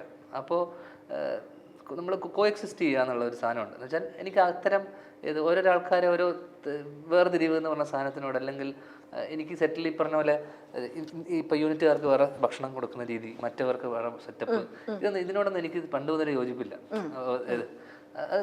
പല കാരണങ്ങളും കൊണ്ടാണ്. പക്ഷെ എന്നാൽ പോലും എനിക്ക് അത്തരത്തിലുള്ള ഡിസ്ക്രിമിനേഷൻ, നമ്മളോട് പെരുമാറുന്ന രീതിയിലല്ല മറ്റുള്ളവരോട്, നമ്മളോട് മുന്നിൽ ചില ആൾക്കാരാണ് ഞാൻ പറയുന്നത്, ചിലർ നമ്മളോട് വളരെ ഇതായിട്ടും അതിൻ്റെ നെക്സ്റ്റ് ആൾക്കാരോട് വളരെ ഹാർഷായിട്ടും വളരെ റൂഡായിട്ടും പെരുമാറുന്ന ആൾക്കാരെ എനിക്കിഷ്ടമല്ല. മനുഷ്യന്മാർ എല്ലാവരും ഒരേപോലെ കാണാൻ പറ്റണം എന്നുള്ളൊരു ഈക്വാലിറ്റി, അല്ലെങ്കിൽ കാരണം എല്ലാവരും ആ സിനിമയ്ക്ക് വേണ്ടി നിൽക്കുന്ന ആൾക്കാർ. ഞാനും ആ സിനിമയുടെ ഭാഗമാണ്. അപ്പോൾ എനിക്ക് പ്രത്യേകിച്ച് അവിടെ ഒരു ശരി, ഞാൻ നടനാണ്, അതൊക്കെ ശരിയാണ്. പക്ഷേ അതേപോലെ തന്നെയാണ് ആ സിനിമയിൽ വർക്ക് ചെയ്യുന്ന എല്ലാവരും. അപ്പോൾ ആ ഒരു ഈക്വാലിറ്റി സ്വാഭാവികമായിട്ടും ഹൈറാർക്കി ഉണ്ട്. ആ ഹൈറാർക്കിയുടെ കാലമൊക്കെ കഴിഞ്ഞു. പറഞ്ഞ പോലെ നമ്മളൊക്കെ ഒരു സിനിമക്ക് ഒരു ടീം വർക്കാണ്. അപ്പോൾ അത് സെറ്റിൽ എനിക്ക് പ്രത്യേകിച്ച് ഈ പറഞ്ഞ പോലെ ചില ആൾക്കാർ പെരുമാറ്റം നമ്മളോട് വളരെ സ്വീറ്റായിട്ട് പെരുമാറുകയും, അതേപോലെ മറ്റേ കൂടെയുള്ള അസിസ്റ്റൻസ് ആയിക്കോട്ടെ, ചില സമയത്ത് ഡയറക്ടേഴ്സ് ആയിരിക്കും, ചില സമയത്ത് പ്രൊഡക്ഷൻ്റെ ആൾക്കാരായിരിക്കും. അപ്പോൾ അത്തരത്തിലുള്ള ബിഹേവിയർ എനിക്കൊരിക്കലും ടോളറേറ്റ് ചെയ്യാൻ പറ്റില്ല ചില സമയത്ത്. എന്തിനാണ് അങ്ങനെ ബഹളം ഉണ്ടാക്കുന്നത്? സെറ്റിൽ ചൂടാവുക, അനാവശ്യമായിട്ട് ദേഷ്യപ്പെടുക. ഹാപ്പി സെറ്റായിരിക്കണം, ആ പ്രോസസ്സ് ഹാപ്പി ആയിരിക്കണം. വെറുതെ അനാവശ്യമായിട്ട് ബഹളം ഉണ്ടാക്കുന്ന ആൾക്കാർ അവർ കാണിക്കാൻ ആഗ്രഹിക്കുന്നത് നമ്മളെന്തോ വലിയ പണിയെടുക്കുന്നു കാണിക്കാൻ വേണ്ടിയിട്ട് ബഹളം ഉണ്ടാകും. അത് പോയി എടുക്കുന്നുണ്ട്, അതിങ്ങനെ ചെയ്യുന്നത് ചൂടാവുക. പട്ടി ഷോ, ആ ഷോനോട് വലിയ താല്പര്യമില്ല. അടിപൊളി ആൻസർ കേട്ടോ. ജീവിതത്തിൽ ഏറ്റവും സന്തോഷം തോന്നിയ ഒരു മൊമെന്റ്? കുഞ്ഞുണ്ടായ മൊമെന്റ്. എല്ലാം മാറ്റി പുതിയ മനുഷ്യനായ ആ വെരി മൊമെന്റ്. ഓക്കെ. അമിതമായി മദ്യപിച്ചിരുന്ന സമയത്ത് ചെയ്ത ഏറ്റവും വലിയ അബദ്ധം, ഇനി ഒരിക്കലും ചെയ്യില്ല എന്ന് വിചാരിച്ചൊരു അബദ്ധം, എനിത്തിങ്? ഒരുപാടുണ്ട്. ഞാൻ ഏറ്റവും കൂടുതൽ ചെയ്തിരുന്നതെന്ന് വെച്ച് കഴിഞ്ഞാൽ ബൈപ്പാസിൽ എനിക്ക് വണ്ടി അടിച്ചു കഴിഞ്ഞാൽ ബൈക്ക് ഓടിക്കുന്ന ഒരു ശീലം ഉണ്ടായിരുന്നു ഒരു സമയത്ത്. പ്രത്യേകിച്ച് ബൈക്ക് റേസ്. അത് ഞാൻ ചെന്നൈ ബാംഗ്ലൂർ ബൈപ്പാസിൽ ഒരുപാട് തവണ ഞാൻ പൊതുവേ ഒരു സമയത്ത് ഒരു കാലത്ത് ഞാൻ നിർത്തിയതാ. അപ്പോൾ പിന്നീട് ഞാൻ അധികം വണ്ടി ഓടിക്കാറില്ല. പക്ഷെ അന്ന് ഒരു ആക്സിഡന്റ്, കൂട്ടുകാരൻ്റെ ഏറ്റവും അടുത്ത ഒരു സുഹൃത്തിൻ്റെ ഒരു ആക്സിഡന്റ് ഒക്കെ ലൈവായിട്ട് കാണേണ്ടി വന്നു ഒക്കെ ചെയ്തു. ഞാൻ വിളിച്ചുകൊണ്ടാണ് അവനെ കൊണ്ടുപോയത്. അപ്പോൾ മദ്യപിച്ച് വണ്ടി ഓടിക്കാതിരിക്കുക എന്നുള്ളതായിരിക്കും. Very good. പിന്നെ തേച്ച കാമുകീനെ വഴിയിൽ വെച്ച് നേരിട്ട് കണ്ടാൽ ആദ്യം ചെയ്യുന്ന കാര്യം? ഒരു ഹഗ് കൊടുക്കും. എന്ത് പറയും? തേച്ചിട്ടില്ല അങ്ങനെ ഞാൻ ആരെയും അങ്ങനെ. ഇപ്പം പെട്ടെന്ന് അതിനൊരു ഐറണിയുണ്ട്. തേച്ച കാമുകീന്നില്ല. അങ്ങനെ ബ്രേക്കപ്പുകൾ ഉണ്ടായിട്ടുണ്ട്. അല്ലെങ്കിൽ ഇത് അത് വളരെ മ്യൂച്വലായിട്ട് നമ്മൾ അങ്ങോട്ടും ഇങ്ങോട്ടും. കാരണം ഈ പറയുന്ന എനിക്കുണ്ടായിട്ടുള്ള ഇഷ്ടങ്ങളായിക്കോട്ടെ, അവരൊക്കെ ഇന്നും കോണ്ടാക്റ്റിലുള്ള ആൾക്കാർ. വളരെ മ്യൂച്വലായിട്ട് നമ്മളതിന് ഇന്നൊരു സൗഹൃദം അല്ലെങ്കിൽ അത് കീപ്പ് ചെയ്യുന്ന ആളാണ്. അല്ല, ഈ തേച്ച കാമുകി എന്ന് സംഭവം ഇല്ല. ഓക്കെ. എന്നാലും പണ്ടൊക്കെ ഇഷ്ടം ഉണ്ടായിരുന്നവർ ഇപ്പൊ ധ്യാൻ ശ്രീനിവാസ് എന്ന് പറഞ്ഞാൽ മലയാള സിനിമയിൽ അഭിവാജ്യ ഘടകമായി മാറിക്കഴിഞ്ഞു. അവരിപ്പോ ഒക്കെ വിളിച്ചിട്ട് വല്ല റിഗ്രറ്റ്, അയ്യോ ചേട്ടാ അന്ന് കെട്ടാമായിരുന്നു, അന്ന് എന്തെങ്കിലും ഒക്കെ പറയാറുണ്ടോ? കാരണം അവരൊക്കെ ഹാപ്പിലി മാരീഡ് ആൻഡ് സെറ്റിൽഡ് മിക്കവരും. ഞാൻ വിഷമൊന്നും ആരും പറഞ്ഞിട്ടില്ല. കാരണം ഇത്രയും ചാമിങ് ഹീറോ ഓഫ് മലയാളമായിട്ട് ഒരിക്കലും. അവരൊക്കെ എന്നെക്കാളും സന്തോഷത്തിൽ ജീവിക്കുന്ന ആൾക്കാർ. നമ്മൾ ഇവിടെ സിനിമയിൽ പെട്ട് ലൂപ്പിനകത്ത് കിടന്ന് കളിക്കുക. മിക്കവരും വിദേശത്തും പുറത്തൊക്കെ സെറ്റിലായ ആൾക്കാർ, ഹാപ്പിലി മാരീഡ്. 3-4 വർഷം കൂടി കഴിഞ്ഞാൽ ചിലപ്പം സിനിമ അഭിനയം നിർത്തിയേക്കാം എന്നൊരു കമന്റ് പറഞ്ഞതായി കേട്ടു. നിർത്തുകയാണെങ്കിൽ ബാക്കി ഇൻവെസ്റ്റ്മെന്റ് എന്തായിരിക്കും? അത് തന്നെയാണ്. എന്തായാലും you will be in cinema. ഫിറ്റ്നസിന്റെ കാര്യത്തിന് വേണ്ടി ചെയ്യുന്ന ഒരു കാര്യം? ഡയറ്റ് ചെയ്തിട്ടുണ്ട് ഇപ്പോൾ ചെറുതായിട്ട്. ഫിറ്റ്നസ് എന്ന് പറയുമ്പോൾ തന്നെ അൾട്ടിമേറ്റ്ലി നമ്മൾ 60-70% ഡയറ്റും ഒരു 30-40% വർക്കൗട്ട് എന്നുള്ളതാണ്.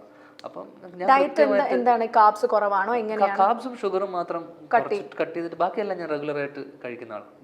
വേറെ അങ്ങനത്തെ ഒരു സ്ട്രിക്റ്റ് മറ്റേ കീറ്റോയോ അല്ലെങ്കിൽ ഇന്റർമീഡിയന്റോ അങ്ങനെയൊന്നുമില്ല. പക്ഷേ 7 മണിക്ക് മുന്നേ ഭക്ഷണം കഴിക്കാൻ നിർത്തുന്നു. ഇപ്പൊ ഞാൻ കുറച്ച് വെയിറ്റ് ലോസ് ചെയ്തു. അപ്പൊ അതൊന്നും ഭയങ്കരമായിട്ടുള്ള വർക്കൗട്ട് അല്ല. ബിക്കോസ് എനിക്ക് ഷൂട്ടിനിടയിൽ അങ്ങനെ വർക്കൗട്ട് സമയം പ്രശ്നമാണ്. പക്ഷേ കൃത്യമായ ഒരു ഡയറ്റ് സ്ട്രിക്റ്റ് ആയിട്ട് ഫോളോ ചെയ്യുന്നു. എന്നാലും ഫുഡിന്റെ കാര്യത്തിൽ യുവർ കറന്റ് ഒബ്സഷൻ എന്തായിരിക്കും ഇപ്പോഴും ഡയറ്റിന്റെ സമയത്ത്? ഒബ്സഷൻ എനി ഡേ ചോറും കറിയും മീൻകറിയും പരിപാടി, പഴയ ടിപ്പിക്കൽ പരിപാടി. And biryani, of course. ചോറ് ആൻഡ് മീൻകറി ആൻഡ് ബിരിയാണി. ഓക്കെ. പിന്നെ അജു അതായത് your best friend I would say Aju Varghese ഒരു മികച്ച ഡാഷ് ആണ്. ഫിൽ ചെയ്യാം. Producer or actor? Actor. Okay. അതിനപ്പോൾ പ്രൊഡ്യൂസർ നല്ല പ്രൊഡ്യൂസർ എന്നുള്ള രീതിയിൽ പുള്ളി കാര്യങ്ങളൊക്കെ പഠിച്ചു വരുന്നേ ഉള്ളൂ. ഞാനാ പഠിപ്പിച്ചു കൊടുക്കുന്നത്. രാത്രി 3 മണിയായാലും വിളിക്കാൻ പറ്റുന്ന ഒരു ഫിൽമി ഫ്രണ്ട്? അജു തന്നെ, ഓഫ് കോഴ്സ്. അജു തന്നെ, എന്തും പറയാം, എനിത്തിങ്. ഏറ്റവും കൂടുതൽ രഹസ്യങ്ങൾ അറിയുന്ന അർപ്പിതയ്ക്കായിരിക്കും, അജുവിനായിരിക്കോ? അർപ്പിതൊക്കെ തന്നെ. അർപ്പിതയ്ക്കായിരിക്കും. രഹസ്യങ്ങൾ എന്ന് പറഞ്ഞ സാധനങ്ങൾ എന്റെ ജീവിതം തന്നെ ഒരു ഓപ്പൺ ബുക്ക് അല്ലേ. എന്തെങ്കിലും ശരിക്കും ഞാൻ ചോദിക്കട്ടെ, ഇവരിങ്ങനെ സോഷ്യൽ മീഡിയയിലൊക്കെ ഇരുന്നൊക്കെ പല കഥകളും ഒക്കെ പറയുമ്പോഴേ നമുക്ക് തോന്നുന്നു അയ്യോ അത് പറയണമായിരുന്നു എന്നൊക്കെ. അതുകൊണ്ട് എനിക്ക് ഇപ്പം ഭയങ്കര ലൈസൻസ് ഉണ്ട് എന്തും പറയാനുള്ള. പിന്നെ ഇപ്പൊ നമ്മൾ എന്താണെന്ന് നമ്മൾ അറിഞ്ഞിട്ട് ആൾക്കാർ ഇഷ്ടപ്പെടുന്നതിന് ഒരു സുഖമുണ്ട്. ആ സുഖം ഞാനിപ്പോൾ അനുഭവിക്കുന്നുണ്ട്. സോ എനിക്ക് രഹസ്യങ്ങളില്ല, എല്ലാം പരസ്യമാണ്. അത് അർപ്പിതൊക്കെ അറിയാവുന്നത് തന്നെ ഇപ്പോഴത്തെ കേരളത്തിലെ നാട്ടുകാർക്ക് എല്ലാവർക്കും അറിയാം. അർപ്പിത കുക്ക് ചെയ്ത് തരുന്നതിൽ ഏറ്റവും ഫേവറേറ്റ് ഫുഡ് കുക്ക് ചെയ്ത് തരുന്നതിൽ? അർപ്പിത കുക്ക് ചെയ്ത് തരുന്നത് വളരെ വിരളമാണ്. ഞാനാണ് അവൾക്ക് കുക്ക് ചെയ്ത് കൊടുക്കാറ്. അയ്യോടാ, വെരി സ്വീറ്റ്. അല്ല, ഞാൻ കുക്കിംഗ് ഇഷ്ടപ്പെടുന്ന ആളാ. അവൾ അത്ര കുക്കിംഗ് ഇഷ്ടപ്പെടുന്ന ആളല്ല. അതുകൊണ്ട് ഞാൻ അവളെ ഒരിക്കലും ഒരു ഗ്യാപ്പ് കിട്ടിക്കഴിഞ്ഞാൽ ഞാനാണ് കൂടുതൽ സമയം കുക്ക് ചെയ്യാറ്. വീട്ടിൽ പോകുമ്പോഴൊക്കെ ഞാൻ തന്നെയാണ് കുക്ക് ചെയ്യുക. എന്തായിരിക്കും കുക്ക് ചെയ്ത് കൊടുക്കുന്ന അർപ്പിതയ്ക്ക് മോൾക്കും? എല്ലാം നോൺ വെജ് എല്ലാം ബിരിയാണി ഉണ്ടാക്കാറുണ്ട്, ചോറ് മറ്റേന്ന് കുറച്ചതൊക്കെ ഞാൻ ഇതെല്ലാം ഉണ്ടാക്കും. അല്ല, എല്ലാ പെൺകുട്ടികളും അങ്ങനെ ഒരു ആഗ്രഹം ഉണ്ടാവും, ഭർത്താവ് ഇങ്ങനെ വാരി കൊടുക്കണം, കുക്ക് ചെയ്ത് കൊടുക്കുന്നത്. ഞാൻ സ്ഥിരമായിട്ട് വീട്ടിൽ എപ്പോഴൊക്കെ ഉണ്ടോ ആ ദിവസങ്ങളൊക്കെ കുക്ക് ചെയ്യുന്ന ആളാണ്. ഓക്കെ. പിന്നെ പ്രണയിക്കുന്ന സമയത്ത് അർപ്പിതയെ ഇംപ്രസ് ചെയ്യാൻ ചെയ്ത ഏറ്റവും വലിയ കടുങ്കൈ? അവളുടെ പേര് ടാറ്റു അടിച്ച 17 വർഷം മുന്നേ. പക്ഷെ അത് വായിക്കാൻ പറ്റില്ല, കാരണം എല്ലാരും വായിക്കേ. അല്ല, അത് അവളുടെ പേരാ, ഒരു വേറൊരു ലിപിയിൽ എഴുതിയെന്ന് മാത്രം. അന്ന് പ്രണയിച്ച് തുടങ്ങിയ സമയത്ത് അടിച്ചതാ. അത് വേറെ ആളെ കല്യാണം എന്തെങ്കിലും പ്രശ്നം ബ്രേക്കപ്പ് ആയിരുന്ന തേഞ്ഞെന്നുകൊണ്ട് താഴെ അടിക്കേണ്ടി വന്നെ വേറൊരു സാധനം. എന്റെ പൊന്നെ, നെഞ്ചത്താണ് കേട്ടോ. കാരണം ബാക്കി ഒരു ഈ മുതുകത്ത് എവിടെയെങ്കിലും വേറെ പെൺപിള്ളേരുടെ പേരെന്തെങ്കിലും ഉണ്ടോ? ഇല്ല, ഒന്നുമില്ല. only one name ഇങ്ങനെ ഇൻസ്ക്രിബിൾഡ് ചെയ്തേക്കാണ്, ഇംപ്രിന്റ് ചെയ്ത് വെച്ചേക്കാണ്. അത് അടിപൊളി കേട്ടോ. വിഷ്ണു കണ്ടുപഠിക്ക്. എന്റെ ആണെങ്കിൽ 2 അക്ഷരമുള്ളൂ, മീര. കൊത്താൻ വളരെ എളുപ്പമാ. എന്തോ മനസ്സിലായി.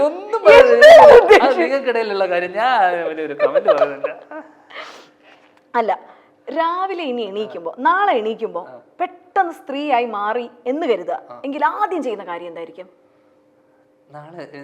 രാവിലെ എണീക്കുമ്പോ ഒരു സ്ത്രീ രൂപത്തിൽ നിൽക്കുക നമ്മള്. ഇപ്പൊ അതൊക്കെ ഉണ്ടല്ലോ. ആദ്യം ചെയ്യാൻ പോകുന്ന കാര്യം എന്തായിരിക്കും? ആദ്യം എന്താണോ ചെയ്യുക, സാധാരണ എഴുന്നേറ്റിട്ട് എന്താണോ ചെയ്യുക അതൊക്കെ തന്നെ ചെയ്യുള്ളൂ. പല്ലി ഇപ്പൊ അങ്ങനെയുള്ള ഫേസ് വാഷ്. സ്ത്രീ ആയിട്ട് എഴുന്നേറ്റ് കഴിഞ്ഞാൽ എന്താ ചെയ്യാം? പ്രത്യേകിച്ചൊന്നും ഇല്ല.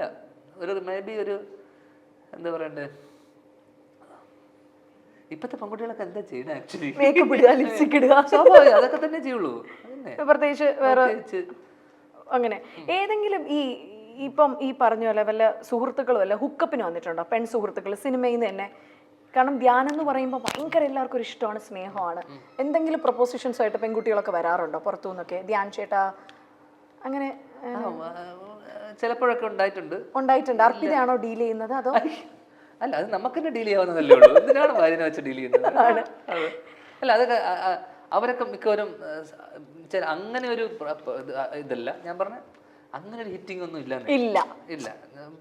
നമുക്കൊരു ഇഷ്ടമാണല്ലോ, അത് കൂടുതലും ഫ്രണ്ട്ഷിപ്പിലോട്ട് ഡൈവേർട്ട് ചെയ്ത് വിടാറുണ്ട്. എനിക്ക് ഭയങ്കരമായിട്ട് ഒരു ബ്രദർലി ഫീൽ ഉണ്ട് ധ്യാനിന്റെ അടുത്ത്. മിക്കവർക്കും അതാ. അതല്ല, നമുക്കിപ്പോ രാത്രിയാണേലും നമുക്കൊരു യാത്ര കൂടെ കൊണ്ടുപോവാം. പിന്നെ നമ്മൾ ഒരിക്കലും, ഞാൻ മനസ്സിലാക്കില്ല, ഞാൻ ഒരിക്കലും ഒരു പെൺകുട്ടീനെ ഒരു സെറ്റിൽ ആയിക്കോട്ടെ, അല്ലെങ്കിൽ നമ്മൾ കല്യാണം കഴിച്ചതിന് ശേഷം അതിന് മുന്നേ ആയിക്കോട്ടെ, ഞാൻ ഇന്നേ വരെ ഒരു പെൺകുട്ടീനെ ഇംപ്രസ് ചെയ്യാൻ വേണ്ടിയിട്ടോ അവളെ മുന്നിൽ ഇതാവാൻ വേണ്ടിയിട്ടോ ഒരു സാധനവും ചെയ്തിട്ടില്ല. പലപ്പോഴും ആൾക്കാർ നമ്മളെ ഇഷ്ടപ്പെടുന്നതും ഇതൊക്കെ നമ്മളെ ഞാൻ മനസ്സിലാക്കുന്നിടത്തോളം പെൺകുട്ടിയൊക്കെ എപ്പോഴും ഒരാളുടെ രൂപം അതൊക്കെ വേറെ, പക്ഷെ പലപ്പോഴും നമ്മൾ ഇഷ്ടപ്പെടുന്ന അയാളുടെ സംസാരം, അയാളുടെ സ്വഭാവം, അല്ല അയാൾ ആൾക്കാരോട് മറ്റുള്ളവരോട് അയാൾ പെരുമാറുന്ന രീതി, ഇതൊക്കെയാണ് കൈൻഡ്, അല്ലെങ്കിൽ ബീങ് കൈൻഡ്. അത് ഭയങ്കര ഇമ്പോർട്ടൻ്റ് ആണല്ലോ. അപ്പോൾ എന്നെ ഇഷ്ടപ്പെട്ടിട്ടുള്ളത്, എന്നോട് ഇഷ്ടം പറഞ്ഞിട്ടുള്ള പെൺകുട്ടികളൊക്കെ എന്നോട് പറഞ്ഞിട്ടുള്ളത് ഭയങ്കര തമാശക്കാരനാണല്ലേ, അതായിരിക്കും. കോമഡി പറഞ്ഞ് വിളക്കുമല്ലോ പണ്ട് മുതലേ നമ്മളൊരു വെപ്പൺ ആയുധം ഏത് കോമഡി പറഞ്ഞിട്ട്, അതാണ് ഏറ്റവും എളുപ്പമുള്ള ആയുധം. പക്ഷെ ഏക്കണം, കോമഡി പാളിക്കഴിഞ്ഞാൽ ചാളി വീരം വരുന്നുണ്ടെന്ന് പറയും. ഏക്കാത്ത കോമഡി കൊണ്ട് പോകരുത്. അല്ല, കോളേജിലൊക്കെ പഠിക്കുന്ന സമയത്ത് സംസാരം ഞാനൊരു 10 മിനിറ്റ് ഇരുന്ന് കഴിഞ്ഞാൽ അന്ന് തന്നെ എൻ്റെ ഒരു കോൺഫിഡൻസ്, ഇന്നും ആ കോൺഫിഡൻസ് കുറവൊന്നുമില്ല ഇന്ന്, പക്ഷേ എൻ്റെ ഒരു ആവശ്യമില്ലാന്ന് മാത്രം കല്യാണം കഴിച്ചു. ഒരു 15 മിനിറ്റിലൊക്കെ ഞാൻ ഒരാളെ സെറ്റാക്കും. അങ്ങനെ ഏറ്റവും ചെറിയ ഷോർട്ട് സ്പാൻ ഓഫ് ടൈമിലുള്ള ഐ ലവ് യു ഒക്കെ പറഞ്ഞിട്ടുണ്ടോ പെൺകുട്ടികൾ? ഞാൻ കഥയും പറഞ്ഞിട്ടുണ്ട്. ആണല്ലേ? ഒരു 10 മിനിറ്റിനകത്തൊക്കെ 10 മിനിറ്റിനകത്തൊക്കെ ഐ ലവ് യു എന്നല്ല, അത്ര ഫാസ്റ്റ് ആക്കാൻ പറ്റൂല. ഞാൻ പറഞ്ഞ 10 മിനിറ്റിനുള്ളിൽ ഞാൻ കാര്യം പറഞ്ഞിട്ട് ഒരു ബൈറ്റാക്കാകുമ്പോഴേക്ക് നമുക്ക് റെസ്പോൺസ് വന്നിട്ടുണ്ട്. എന്നാലും ഈ കല്യാണം കഴിച്ചേ മതിയാവുള്ളൂ, ഞാൻ ചേട്ടനെയും കൊണ്ടേ പോളൂ, എനിക്ക് കല്യാണം കഴിക്കണമെന്ന് പറഞ്ഞ് വീട്ടിൽ കയറി വന്ന പെൺകുട്ടി, അങ്ങനെ എന്തെങ്കിലും ഉണ്ടോ? സാഹസം കാണിച്ച പെൺപിള്ളേര് ഉണ്ടായിട്ടുണ്ട്, ഉണ്ടായിട്ടുണ്ട്. അതൊക്കെ പിന്നെ നമ്മളതൊക്കെ അവരൊന്നുമല്ല, അർപ്പിതയാണ്. ഇത്രയും പെൺകുട്ടികളെ കണ്ടു, ഇത്രയും പെൺപിള്ളേരെ അറിഞ്ഞു, പക്ഷെ അർപ്പിതയാണ് എൻ്റെ ഒരു സോൾമേറ്റ് എന്ന് തോന്നിയത് ഏത് മൊമെന്റ് ആയിരിക്കും? അല്ല, ഞാൻ പറഞ്ഞില്ല, എനിക്ക് ഞങ്ങൾ ഫ്രണ്ട്സ് ആയിരുന്നു ഇനീഷ്യലി. അപ്പോൾ ആ സൗഹൃദത്തിൽ നിന്നൊരു സൗഹൃദം ഉണ്ടാവുന്നു, ആ സൗഹൃദം പതിയെ പ്രണയമാവുന്നു. അപ്പം ഭയങ്കരമായിട്ടുള്ള അണ്ടർസ്റ്റാൻഡിങ് ഉണ്ട്, പ്രോപ്പർ കമ്മ്യൂണിക്കേഷൻ ഉണ്ട് ഞങ്ങൾക്കിടയിൽ. ഞങ്ങൾ സംസാരിക്കാതിരുന്നിട്ടില്ല, ഞങ്ങൾ എപ്പോഴും സംസാരിക്കുന്ന ആൾക്കാരാണ്. ഫോണിലായിക്കോട്ടെ ഒരു 10-15 മിനിറ്റ് കൂടുമ്പോൾ അപ്പോഴും വർഷങ്ങൾക്കപ്പുറം ഒരു അരമണിക്കൂർ ഇടവിട്ട് ഫോണിൽ എന്ന് വെച്ചിട്ട് മറ്റേ എന്ത് ചെയ്യുന്നു, കീപ് മീ അപ്ഡേറ്റഡ് പരിപാടിയൊന്നുമില്ല. അപ്പോഴും always like talking over the phone. അത് ചെയ്ത് കഴിഞ്ഞാൽ കഴിച്ചു, പരിപാടി ഇത് ചെയ്തു, എല്ലാം അവൾക്കറിയാം. അവളായിക്കോട്ടെ കാര്യങ്ങൾ വിളിച്ച് അതൊരു ശീലമായി മാറി. ഓക്കെ, അപ്പോൾ അതുകൊണ്ട് തന്നെ എന്താണെന്ന് വെച്ച് കഴിഞ്ഞാൽ ഞാൻ ഭയങ്കര ഈസിയാണ് ആ റിലേഷൻഷിപ്പ്, ഭയങ്കര സുഖമാണ് ആ റിലേഷൻഷിപ്പിന്. അപ്പം അതിനൊരു രസമുണ്ട് അതിൻ്റെതായിട്ടുള്ള. അപ്പം ആ ഫ്രണ്ട്ഷിപ്പ് ഭയങ്കര, ഞാൻ ഇതും വേറൊരു സ്ഥലത്ത് പോകാം, ആ ഒരു സൗഹൃദം ഉള്ളിടത്തോളം ഇതൊരിക്കലും പൊളിഞ്ഞു പോകില്ല. ആ ഒരു ഫ്രണ്ട്ഷിപ്പ് ആണല്ലേ. പിന്നെ ആ കമ്പാനിയൻഷിപ്പ് ഡെവലപ്പ് ചെയ്യാൻ പറ്റുക എന്നുള്ളതാണ് ഏറ്റവും വലിയ കാര്യം. അത് ഓവർ ദ ഇയേഴ്സ് ഉണ്ടായി വരേണ്ടതാണ്. കാരണം നമ്മുടെ എല്ലാ പ്രകൃതത്തിനും കൂടെ നിൽക്കണം, നമ്മുടെ ഇഷ്ടം. പിന്നെ ഏറ്റവും വലിയ കാര്യം കോമൺ ഇൻട്രസ്റ്റ്. ഇപ്പം മീരയും വിഷ്ണുവിനും നിങ്ങൾക്കിടയിൽ ഒരു ഇൻട്രസ്റ്റുകൾ കോമൺ ആയിരിക്കണം. ഞങ്ങളുടെ ഇടയിൽ ഒരു ഇൻട്രസ്റ്റും ഇല്ല കോമൺ ആയിട്ട്. ഉണ്ടായി കഴിഞ്ഞാൽ അത് കുറച്ചുകൂടെ ബ്യൂട്ടിഫുൾ ആവും. കാരണം എന്താ പ്രശ്നം എന്ന് അറിയാം, ഇപ്പൊ വിഷ്ണുവിന് ബൈക്ക് ഇഷ്ടമാണ്, കാർ ഇഷ്ടമാണെന്ന് പറഞ്ഞു, മീരയെ അത് ഇഷ്ടപ്പെടാൻ ശ്രമിക്കൂ. ഞാൻ ശ്രമിച്ചുകൊണ്ടിരിക്കുക. ഇന്ന് ഞാനൊരു ബെൻസ് ഇഷ്ടപ്പെട്ടു, ഇനി നാളെ ഞാൻ ഓടി ഇഷ്ടപ്പെടാൻ ശ്രമിക്കുക എല്ലാ ദിവസവും. അതെ, കാരണം അതുപോലെ തന്നെ കോമൺ ആയിട്ടുള്ള ഇൻട്രസ്റ്റ് അങ്ങോട്ടും ഇങ്ങോട്ടും ഡെവലപ്പ് ചെയ്യുമ്പോൾ നമുക്ക് സംസാരിക്കാൻ വിഷയങ്ങളുണ്ടാവും, ടോപ്പിക്സ് ഉണ്ടാവും. ഇപ്പം ഞാൻ പറയുന്ന ടോപ്പിക് അവൾക്കും ഇഷ്ടപ്പെടണം, അവൾക്ക് റിലേറ്റ് ചെയ്യാൻ പറ്റണം, അതിന് ആ വിഷയത്തിനെ കുറിച്ച് അവൾക്കും നോളജ് ഉണ്ടാവണം.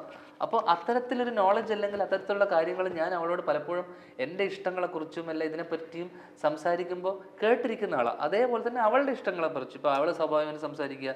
ഇപ്പോൾ പെൺകുട്ടികളുടെ യൂഷ്വൽ ടോപ്പിക്, ഡ്രസ്സ്, ലിപ്സ്റ്റിക്, പരിപാടി, പിന്നെ ഫാമിലി, അല്ലെങ്കിൽ അവൾ ജനറൽ ആയിട്ടുള്ള ടോപ്പിക്സിനെ പറ്റി സംസാരിക്കുമ്പോൾ you have to be a good listener at the same time. അപ്പം നല്ലൊരു ലിസണറാണ് ഞാൻ ആ രീതിയിൽ. അതോടൊപ്പം തന്നെ ആ കോമൺ ഇൻട്രസ്റ്റ് ഡെവലപ്പ് ചെയ്യാൻ പറ്റിക്കഴിഞ്ഞാൽ you will never run out of topics. ആ രീതി സൂപ്പർ.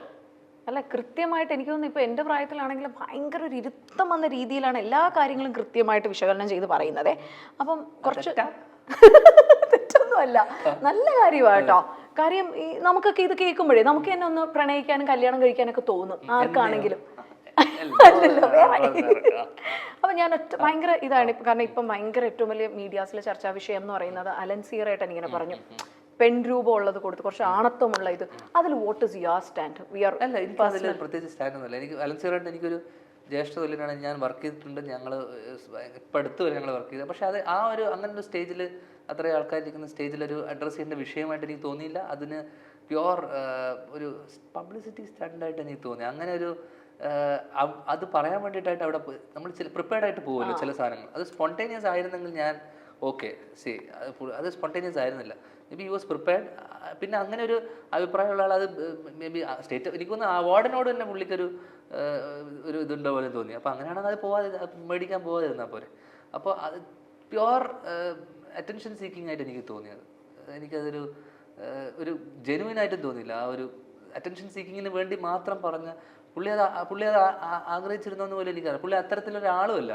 പക്ഷെ എന്തുകൊണ്ട് പുള്ളി അവിടെ പോയിട്ട് അതൊരു ചെറിയൊരു എന്നോട് കുറഞ്ഞൊരു സംഭവം വെച്ച് കഴിഞ്ഞാൽ ഈ ഇത് കാണുമ്പോൾ നമുക്ക് പ്രലോഭനം തോന്നും. ഒരു അബ്സേർഡിറ്റി ഉണ്ട് അതിനകത്ത് അല്ലേ പുള്ളി പറഞ്ഞൊരു സ്റ്റേറ്റ്മെന്റ്. പുള്ളി പറഞ്ഞ മറ്റേ ഇപ്പോൾ ഓസ്കാർ ആണെന്നുള്ള ഇതിലാണ്, ഫിലിം ഫെയർ പെൺ രൂപത്തിലാണ്. ശില്പം നമുക്കത് റിവൈസ് ചെയ്യണമെങ്കിൽ റിവൈസ് ചെയ്യാം, അതൊക്കെ ഓക്കെ, അതൊക്കെ വാലിഡ്. നമുക്ക് എന്തെങ്കിലും അതിൽ മാറ്റങ്ങൾ വരുത്തണമെങ്കിൽ വരുത്താം. പക്ഷെ അതിൽ പറഞ്ഞൊരു സാധനം എനിക്കതൊരു ഒരു 1x ഒരു അബ്സർഡിറ്റി എനിക്ക് ഫീൽ ചെയ്തു. അപ്പോൾ അതേ രീതിയിൽ തന്നെ ഭീമൻ രവിചേട്ടൻ എഴുന്നേറ്റ് എന്നൊരു സംഭവം ഭയങ്കര വാർത്തയായി. അതിലെന്താ ധ്യാനിന് പറയാനുള്ള? അങ്ങനെ എഴുന്നേറ്റ് നിന്ന് ശരിയായില്ല എന്ന് പറയുന്നവരുണ്ട്. പക്ഷേ മുഖ്യമന്ത്രി എന്ന് പറയുന്ന അത്രയും റെസ്പെക്ട്ഫുൾ ആയിട്ട് കാണുന്നത് കൊണ്ടാണ് ഞാൻ എഴുന്നേറ്റ് നിന്നെന്നാണ് അദ്ദേഹം പറയുന്നത്. What is your stand? Publicly അത് ചെയ്തത് ശരിയായിട്ട് തോന്നുന്നു? എല്ലാവരും എഴുന്നേറ്റ് കണ്ടേ അല്ലേ? എല്ലാവരും എഴുന്നേറ്റ് കണ്ടേ? അവിടെ അദ്ദേഹത്തിന് റെസ്പെക്ട് ചെയ്യാത്ത ആൾക്കാരാണോ ബാക്കിയുള്ളവരൊക്കെ? ഒരിക്കലുമില്ല.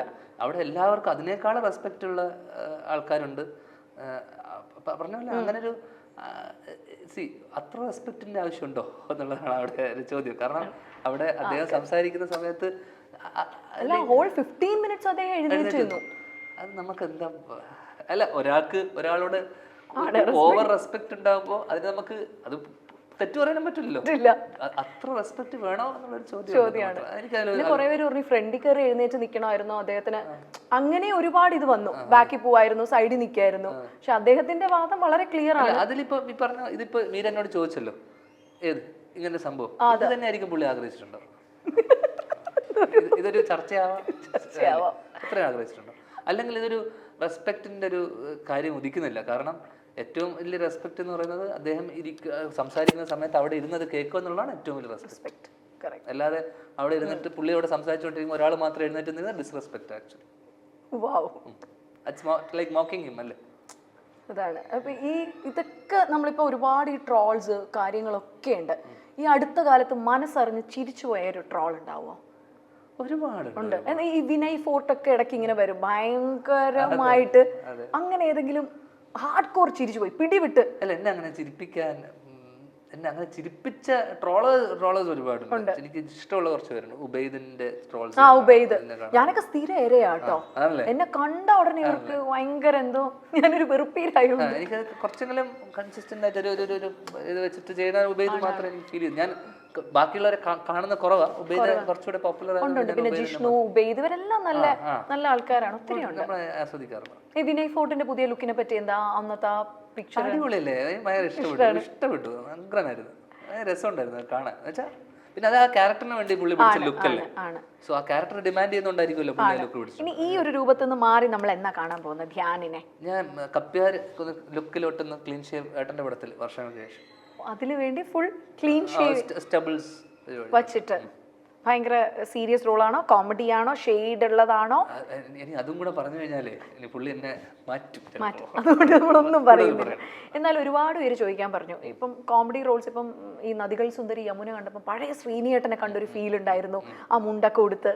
അങ്ങനെ ഒരുപാട് റിവ്യൂസ് വന്നിട്ടുണ്ടായിരുന്നു. ഇതിൽ നിന്നൊക്കെ മാറി ഇപ്പൊ KGF യാഷ് ചെയ്ത പോലെ ഒരു റിബൽ സ്റ്റാർ റോളിലൊക്കെ വന്ന് അങ്ങനെ വല്ലതൊക്കെ ഓഫർ വന്നാൽ ചെയ്യാൻ മടി? ഞാൻ എന്തും ചെയ്യും, അത് വേറെ കാര്യം. പക്ഷേ ഞാൻ നേരത്തെ പറഞ്ഞു, എനിക്ക് അഭിനയത്തോട് അത്രയൊരു മേ ബി അത്തരത്തിലൊരു സിനിമ ഞാൻ സംവിധാനം ചെയ്യുമായിരിക്കും. ഓക്കെ, എന്നിട്ടൊരു പുതിയ നടനെയോ അല്ലെങ്കിൽ ഇപ്പോൾ ഒരു എക്സിസ്റ്റിംഗ് നടനെയോ വെച്ചിട്ട് സംവിധാനം ചെയ്യാനായിരിക്കും ആഗ്രഹിക്കുക. ഞാനത് അത്തരത്തിലൊരു കഥ വന്നാൽ പോലും ഞാൻ പറയും, എന്തിനാ മോനെ എന്നെ വെച്ച് ചെയ്യുന്നത്, വേറെ നല്ല ആളെയും വെച്ച് ചെയ്തോടെ എന്ന് ഞാൻ ഫസ്റ്റ് ചോദിക്കും. അതായിരിക്കും എൻ്റെ ഫസ്റ്റ് ചോദ്യം. രണ്ടാമത്തെ ചോദ്യം, അത്തരത്തിലൊരു കഥ വന്നു കഴിഞ്ഞാൽ ഞാൻ വേണം സംവിധാനം ചെയ്യാം ഈ സ്ഥലം, അല്ല വേറെ നമുക്ക് നടനെ വെച്ച് ആലോചിക്കാന്ന് പറയും. എന്നാലിപ്പോൾ സൗത്ത് ഇന്ത്യ ഭയങ്കരമായിട്ട് കയറിക്കൊണ്ടിരിക്കുകയാണ് ഈ സിനിമ ഇൻഡസ്ട്രിയിൽ. സംവിധാനം ചെയ്യുന്ന ഒരു ഇന്ത്യൻ പാൻ ഇന്ത്യൻ ഫെയിമിനെ വെക്കാം, ആരെയായിരിക്കും ഓപ്ഷൻ വെക്കുക? സിനിമ ഡിമാൻഡ് ചെയ്യുന്ന പോലെ ഇരിക്കും എന്നറിയാം, എന്നാലും സംവിധാനം ചെയ്യണമെന്ന് ആഗ്രഹിക്കുന്ന ഒരു താരമാരായിരിക്കും ഇന്ത്യയിൽ? എനിക്ക് മലയാളത്തിൽ നിന്നുള്ള താരങ്ങൾ തന്നെയാണ് കംഫർട്ടബിളിന്റെ അല്ല. കാരണം ഇവിടെ നിന്നിട്ട് നമ്മൾ ആ റീച്ച്, കാരണം കന്നഡ ഇൻഡസ്ട്രിയിൽ നിന്നിട്ടാണ് KGF എന്ന് പറഞ്ഞ സിനിമ ഉണ്ടായത്. അവർ പോയിട്ട് ബോളിവുഡ് പോയി ചെയ്തില്ല. അതാണ് ഏറ്റവും വലിയ കാര്യം. നമ്മുടെ ഇൻഡസ്ട്രീനെ എത്രത്തോളം പാൻ ഇന്ത്യൻ ലെവലിലോട്ട് അല്ലെങ്കിൽ മുന്നോട്ട് കൊണ്ടുവന്ന് നിർത്താന്നുള്ളതാണ് ഏറ്റവും വലിയ കാര്യം. ഞാൻ സിനിമയാണെങ്കിൽ ഡെഫിനറ്റ്ലി എനിക്ക് ഏറ്റവും ഇഷ്ടമുള്ള ഒന്ന് രാജുവേട്ടൻ, Prithviraj definitely, Lal sir definitely, അമൂക്ക, ഈ 3 പേരുടെ കൂടെ. ഹീറോയിൻസും കൂടെ ഞങ്ങൾക്ക് അറിയണം. ഹീറോയിൻസ് എനിക്ക് മലയാളത്തിൽ എനിക്ക് ഓഫ്കോഴ്സ് നയൻതാര മാം, ഓഫ്കോഴ്സ് നമ്മുടെ ഫേവറേറ്റ് ഓൾ ടൈം, നിത്യമേനൻ, പാർവതി, അങ്ങനെ ഒരുവിധം എനിക്ക് ഇഷ്ടമുള്ള നടിമാരിൽ ചുരുക്കം പേര്. ഇപ്പൊ നയൻതാര പുതിയ സ്കിന്നിന്റെ ബ്രാൻഡ് ഒക്കെ അവര് ലോഞ്ച് ചെയ്തു. ധ്യാൻ അങ്ങനെ എന്തെങ്കിലും ഒന്ന് ലോഞ്ച് ചെയ്യുകയാണെങ്കിൽ എന്തായിരിക്കും ആ സംഭവം?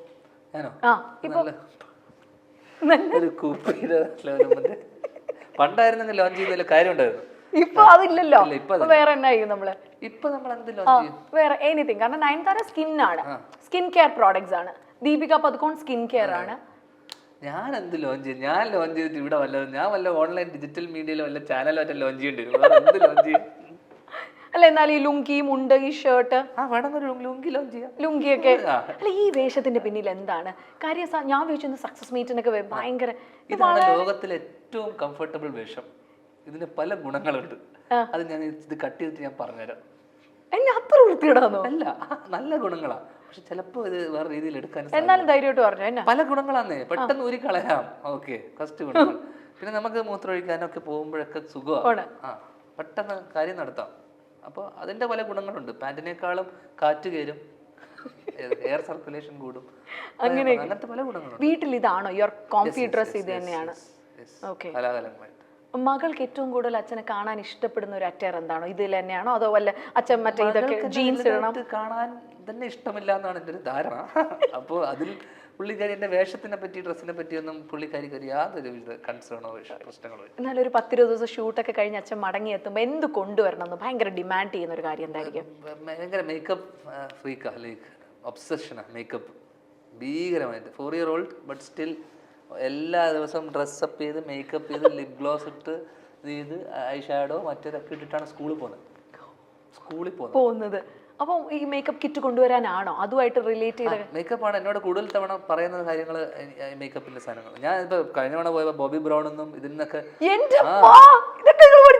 ഞാൻ ഈ മനുഷ്യരെ കൊണ്ട് ഇതൊക്കെ ഞാൻ ഷാർലറ്റ് ടിൽബറി ഉണ്ട്, ബോബി ബ്രൗൺ ഉണ്ട്, മാക് ഉണ്ട്. ഇതൊക്കെ ഈ മാക്കിന്റെ അവിടെയൊക്കെ പോയിട്ട് അവിടെ പോയിട്ട് വൈഫ് ഇതിനൊന്നും വലിയ താല്പര്യമില്ല. ഇവള് മാക്കിന്റെ അവിടെ പോയിട്ട് മേക്കപ്പ് ചെയ്തിട്ട് വെറുതെ ടെസ്റ്ററൊക്കെ അടിച്ചിട്ടൊക്കെ നോക്കിയിട്ട് ഞാൻ പറയും കുട്ടികൾക്കുള്ള സ്കിന്നിൽ ഇതൊക്കെ ഭയങ്കര പ്രശ്നമല്ലേ. എന്നാൽ പോലും അവർ ചെറിയ ചെറിയ സാധനങ്ങളൊക്കെ ഇട്ട് കൊടുത്തിട്ട് പറഞ്ഞേക്കും. അപ്പാ സ്മോളാണോ അമ്മ സ്മോളാണോ? അമ്മ സ്മോളാണ്. എന്നാലും പക്ഷേ ഈ പെൺമക്കൾക്കെല്ലാം നമ്മുടെ BFF എന്ന് പറയുന്നത് ബോയ് ഫ്രണ്ട് ഫോർ എവർ എന്ന് പറയുന്ന അച്ഛനായിരിക്കും. May be in future, like ഇപ്പോൾ ഗ്രോയിങ് സ്റ്റേജിൽ ഓഫ്കോഴ്സ് അമ്മ സ്മോളാണ് എൻ്റെ ലേറ്റസ്റ്റ് സ്റ്റേജ്. ബിക്കോസ് ഞാൻ അവളെ ഞാൻ എപ്പോഴും കാണുന്നത് എൻ്റെ അച്ഛൻ എനിക്ക് തന്നിരുന്ന ഒരു സ്പേസ് ഉണ്ട്, ഒരു ഇൻഡിവിജ്വൽ അല്ലെങ്കിൽ ഒരു സൗഹൃദം, ഫ്രണ്ട്ഷിപ്പ്. അപ്പോൾ എന്നെ അമ്മ എന്നോട് മമ്മേനെ മമ്മയേറ്റ എന്നെ ഇപ്പോഴും കാണുന്ന ഒരു ഫ്രണ്ടിനെ പോലെയും ഞാൻ അവളെ കാണുന്നതും സുഹൃത്തിനെ പോലെ. ഞങ്ങൾ സംസാരിക്കുന്നതും കാര്യങ്ങളൊക്കെ ഒരു ഫ്രണ്ടിനോട് എന്തൊക്കെയുണ്ട്, സുഖമല്ലേ, പരിപാടിയൊക്കെ ഓക്കെ ആണല്ലോ, സ്കൂളൊക്കെ എങ്ങനെ പോകുന്നു, കാര്യങ്ങളൊക്കെ ഗുഡല്ലേ, ഹാപ്പിയാണോ. അപ്പൊ നമ്മൾ ഫ്രണ്ടിനോട് സംസാരിക്കില്ല, ഞാൻ അങ്ങനെയാ ട്രീറ്റ് ചെയ്യുന്നത്. കാരണം ഫസ്റ്റ് സ്റ്റാർ വീട്ടിൽ അച്ഛനാണല്ലോ ബിഗ് സ്റ്റാർ. അച്ഛൻ്റെ സിനിമ TV-യിലൊക്കെ 1-2 തവണ കാണുക. അച്ഛനെ തന്നെ അവർക്ക് യാതൊരു വിലയില്ല.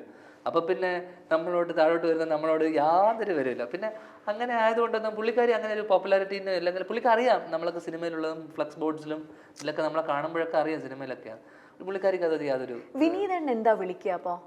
വിനീതേട്ടൻ വല്യച്ഛനല്ലേ? അല്ല, പേര് വിളിക്കുന്ന വിനീത്. ഞങ്ങൾ എല്ലാരും ഇപ്പൊ എന്നെ എല്ലാരും പേരാ വിളിക്കുക. വിനീതന്റെ മക്കളോ? ധ്യാൻ എന്ത് വിളിക്കും?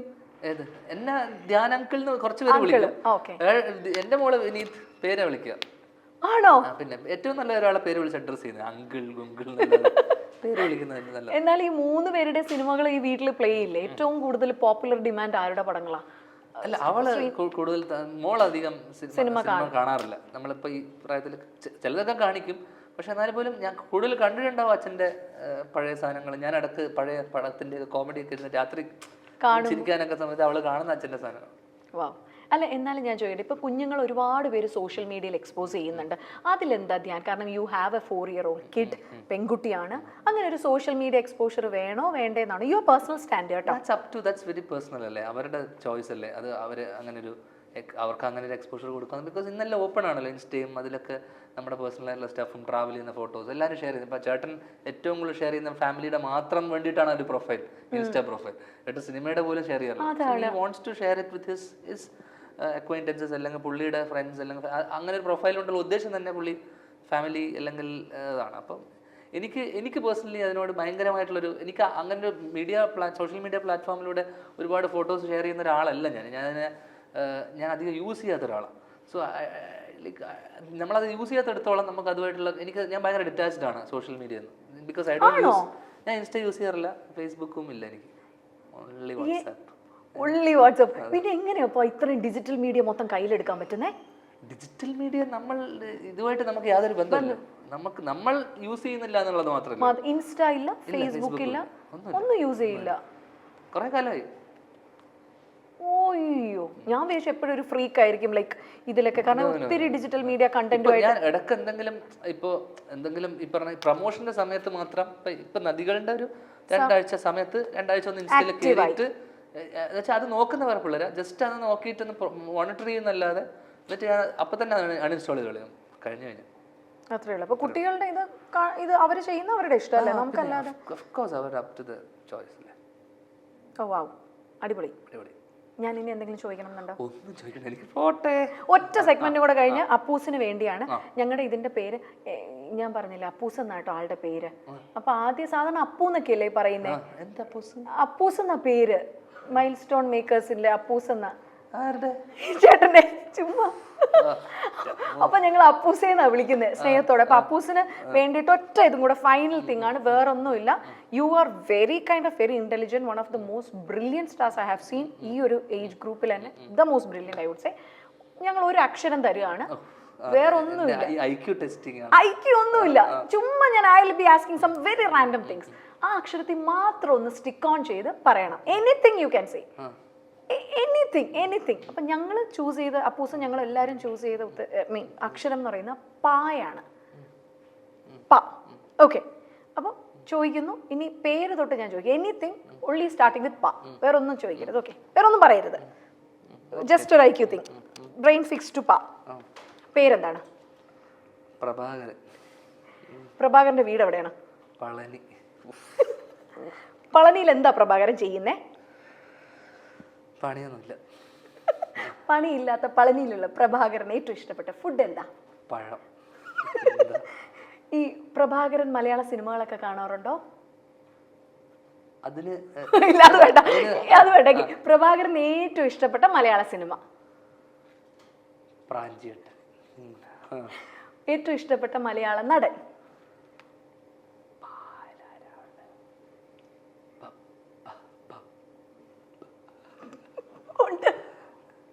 പപ്പുവാ, വേറെ ആരുമില്ലേടാ. നോക്കട്ടെ, ഞാൻ ആയിക്കട്ടെ.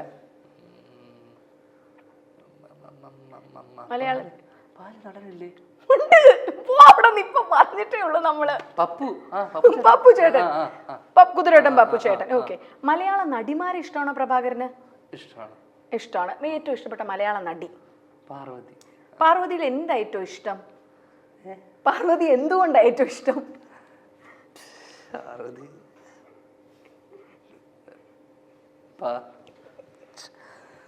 പാർവതിനെ എന്തുകൊണ്ടാ ഇഷ്ടന്നോ?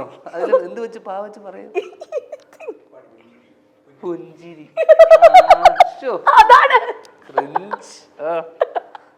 ശരി, പാർവതിയുടെ പുഞ്ചിരി ഇഷ്ടമുള്ള പ്രഭാകരന് പളനിയിൽ വേറെ പഴക്കച്ചവടം.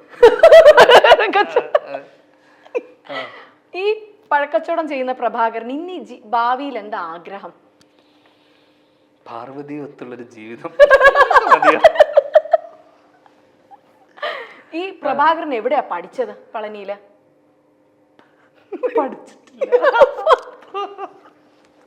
പഠിച്ചെങ്കിലും പഴക്കച്ചവടം നടത്തുമോ? കഷ്ടപ്പാടാ വിദ്യാഭ്യാസം. അച്ഛൻ പഴക്കച്ചവടമായിരുന്നു, അങ്ങനെ ബിസിനസ്. പക്ഷെ എന്നാലും അത് നമ്മളൊരു ചുമ്മാ ബ്രെയിൻ ട്വിസ്റ്റിംഗ് ആയത്. അതൊന്നുമല്ല ബ്രെയിൻ ട്വിസ്റ്റിംഗ്, ചുമ്മാ. കാരണം ധ്യാനം ആവുമ്പോഴത്തേക്ക് നമുക്കറിയാം എന്തെങ്കിലും വീൽ ഗെറ്റ് എന്നുള്ളത്. ഞാൻ അങ്ങനെ ഒരു മൂഡിലല്ല. എന്നാ മൂഡില്ല അത് പറഞ്ഞ? അല്ല, പക്ഷെ ഭയങ്കര സന്തോഷം കേട്ടോ. ധ്യാനം ഇസ് ലൈക്ക്, കാരണം നദികൾ സുന്ദരി യമുന എന്ന് പറയുന്നത് സോഷ്യൽ മീഡിയ തുറന്നാൽ മൊത്തം എൻ്റെ റിവ്യൂസ് ആണ്. നല്ല റിവ്യൂസ് ആണ്. ഫാമിലി കാണാൻ പറ്റുന്ന NEET clean entertainer, comedy. First half അടിച്ചു പൊളിച്ചിട്ടുണ്ടെന്നാണ് പറയുന്നത്. നിങ്ങളുടെ കോംബോ വർക്കായിട്ടുണ്ട്. സോ ഇനി ഭാവിയിൽ എത്ര പ്രോജക്ട്സ്, ഇപ്പൊ എത്ര സിനിമകൾ ചെയ്തുകൊണ്ടിരിക്കുന്നുണ്ട്? ഇപ്പൊ ചെയ്തുകൊണ്ടിരുന്ന നിവിൻ ഡിജോന്റെ ജനഗണമന നിവിന്റെ പടത്തിൽ അഭിനയിക്കുന്നുണ്ട്. ചേട്ടൻ്റെ പടം അത് കഴിഞ്ഞുകൊണ്ട് ഇമ്മീഡിയറ്റ്. SN സ്വാമി സാറിന്റെ 4 ദിവസം ബാക്കിയുണ്ട്. അത് പിന്നെ അടുത്ത വർഷത്തെ ലൈനപ്പിലുള്ളൊരു 4-5 സിനിമകൾ. പിന്നീട് എല്ലാം കൂടെ ഒരു 10-15 സിനിമയുണ്ട് ചെയ്തു തീർക്കാൻ. അത് കഴിഞ്ഞിട്ട് പതിയെ വന്നിട്ട് പോസ് എടുത്ത് ഒരു ബ്രേക്ക് എടുത്തിട്ട് പതിയെ ഡയറക്ഷനിലോട്ട് സ്വിച്ച് ചെയ്യാനാണ്. ഓക്കെ, അപ്പോൾ the actor turn to director, ഭയങ്കര ഒരു ലെജൻഡറി നമ്മുടെ സ്വന്തം ശ്രീനിയേട്ടൻ്റെ മകൻ. അപ്പോൾ ഈ ക്രെഡിറ്റ്സിനും ബിയോണ്ട് ആയിട്ട് വളർന്നുകൊണ്ടിരിക്കുകയാണ്. ഇതിന് മേൽക്ക് ധ്യാൻ ശ്രീനിവാസ് എന്ന് പറയുന്ന ഞങ്ങളുടെ പാൻ ഇന്ത്യൻ സൂപ്പർ സ്റ്റാർ ആയിട്ടൊക്കെ അതൊന്നും ഞാൻ ആഗ്രഹിക്കുന്ന എൻ്റെ ലിസ്റ്റിൽ പോലും ഇല്ല, ബക്കറ്റ് ലിസ്റ്റിൽ പോലും ഇല്ല. പക്ഷെ ഞങ്ങൾ ഒത്തിരി തള്ളട്ടെന്ന്. അങ്ങനെയല്ല കേട്ടോ. എനിക്ക് ഭയങ്കര സന്തോഷമാണ്. എനിക്ക് ധ്യാൻ്റെ ഒപ്പം ഇരിക്കാൻ ഞാൻ ഓടിപ്പിടിച്ച് വന്നതാണ്. ഞാൻ പറഞ്ഞ എത്ര സമയം ഉണ്ടെങ്കിലും ഇല്ലെങ്കിൽ I will come because Dhyan is coming over. അതും ധ്യാൻ്റെ ഭയങ്കര സന്തോഷമുള്ള ഒരു മൊമെന്റ്. ഇന്റർവ്യൂ മാത്രമല്ല, cinema is also getting Meera വരുന്ന അറിഞ്ഞപ്പോൾ തന്നെ ഞാൻ കഴിഞ്ഞ ദിവസം മെസ്സേജ് അയച്ചപ്പോൾ തന്നെ മീരയാണെങ്കിൽ ഫിക്സ്. ചുമ്മാണ് കേട്ടോ. അല്ലല്ലോ ചേച്ചി, നമ്മള് ഓപ്പോസിറ്റ് നിൽക്കുന്ന ആങ്കറിന്റെ ഒരു എനർജി അല്ലെങ്കിൽ ഹോസ്റ്റ് ചെയ്യുന്ന ഒരാളുടെ എനർജിയാണ് നമുക്ക് പലപ്പോഴും. മീര ആ രീതിയിൽ ഞാൻ കണ്ടതിൽ മലയാളത്തിലെ ഏറ്റവും നല്ല ഹോസ്റ്റിൽ ഒരാളാണ്. പരസ്പരം ഇരുന്ന് ഞാൻ കണ്ടതിൽ വെച്ചിട്ട് വേറെ ഞാൻ ചോദിക്കും, നീ വേറെ കണ്ടിട്ടില്ലടേ? അപ്പോ ഞാൻ പാൻ ഇന്ത്യൻ വരെ എത്തി. ഈ ഹോളിവുഡ് വേണോ ഞാൻ കിടക്കാം, പക്ഷെ ഇപ്പൊ ചിലപ്പോ നേരിലാവാൻ സാധ്യത ഉണ്ട് കേട്ടോ. നമ്മൾ രണ്ടുപേരും എനിക്ക് പിന്നെ ഇത് ഈ ശീലമാണ്. അപ്പൊ എന്തായാലും ഒരുപാട് സന്തോഷം. ശ്രീനിയേട്ടനോട് അന്വേഷണം പറയണം, വിനീതേട്ടനോട് പറയണം, അർപ്പിത മകളെല്ലാം. കാരണം ഞങ്ങൾ കുറച്ച് സമയം നമ്മളിരുന്ന് we were like chit chat. കൊച്ചിയിലെ സ്ഥലം മേടിച്ചപ്പാ ഷിഫ്റ്റ് ചെയ്തു. കാരണം shoots are all based in. പിന്നെ കൊച്ചേട്ടന് ട്രാവലിങ്ങിന് പോകാൻ ഇവിടെയാണ് എളുപ്പം. ഒന്ന് മധ്യ കൊച്ചി ഇങ്ങനെ മറ്റേ തിരുവനന്തപുരം അങ്ങനെ പോകണം. പുള്ളിക്ക് ബൈക്ക് ഡ്രൈവുകൾ പോകുന്ന ഇഷ്ടം. അപ്പൊ അതിനു വേണ്ടി ബൈക്ക് കൊടുത്ത് വെച്ചിരിക്കും. എന്നിട്ട് ബൈക്കിൽ പോകത്തുമില്ല. തൂക്കുക, തുടക്കുക, രാവിലെ അതിൽ വേറൊരു സന്തോഷം ഉണ്ടല്ലോ. അത് നിനക്ക് പറഞ്ഞാൽ മനസ്സിലാവും. എന്നെ നോക്കുന്നതിനേക്കാൾ സമയം ബൈക്ക് നോക്കിക്കൊണ്ട് നിൽക്കും. അതാണ് സമാധാനവും സന്തോഷവും. തിരിച്ചൊന്നും ചെയ്യത്തുമില്ല. അത് വേറൊരു ഫീലിംഗ്. അത് കംപ്ലീറ്റ് ആ ഓട്ടോ ബിസിനസിന് മാത്രമേ മനസ്സിലാവുന്ന ഒരു സാധനം. ചിലപ്പോൾ നിനക്ക് ഈ ജന്മത്ത് മനസ്സിലാവില്ല. എന്തായാലും അടുത്ത സിനിമയുടെ ഈ പറഞ്ഞ പോലെ സക്സസിന് ശേഷമായിരിക്കും നമ്മൾ മീറ്റ് ചെയ്യുന്നത്. അങ്ങനെയാണ് ഞാൻ പ്രാർത്ഥിക്കുന്നത്. So let it be a huge success. ഞങ്ങളുടെ മൈൽ സ്റ്റോൺ മേക്കേഴ്സിന്റെ ഭാഗത്ത് നിന്ന് വലിയൊരു താങ്ക്സ് അറിയിക്കുന്നു. I know you are kind of super busy ആയിട്ട് നടക്കുന്ന ഒരു ടൈമാണ്. അപ്പൊ അങ്ങനെ തന്നെ പോട്ടെ. ഓടുന്ന സമയമൊക്കെ നമ്മൾ മാക്സിമം ബിസി ആയിട്ട് ഓടട്ടെ. Wishing more and more success and heights. മലയാളത്തിന് ഏറ്റവും പ്രിയപ്പെട്ട ധ്യാൻ ശ്രീനിവാസ്. വലിയ വൈൻഡപ്പ് തന്നെ ഒരു 5 മിനിറ്റ് ഉണ്ട്. Thank you so much.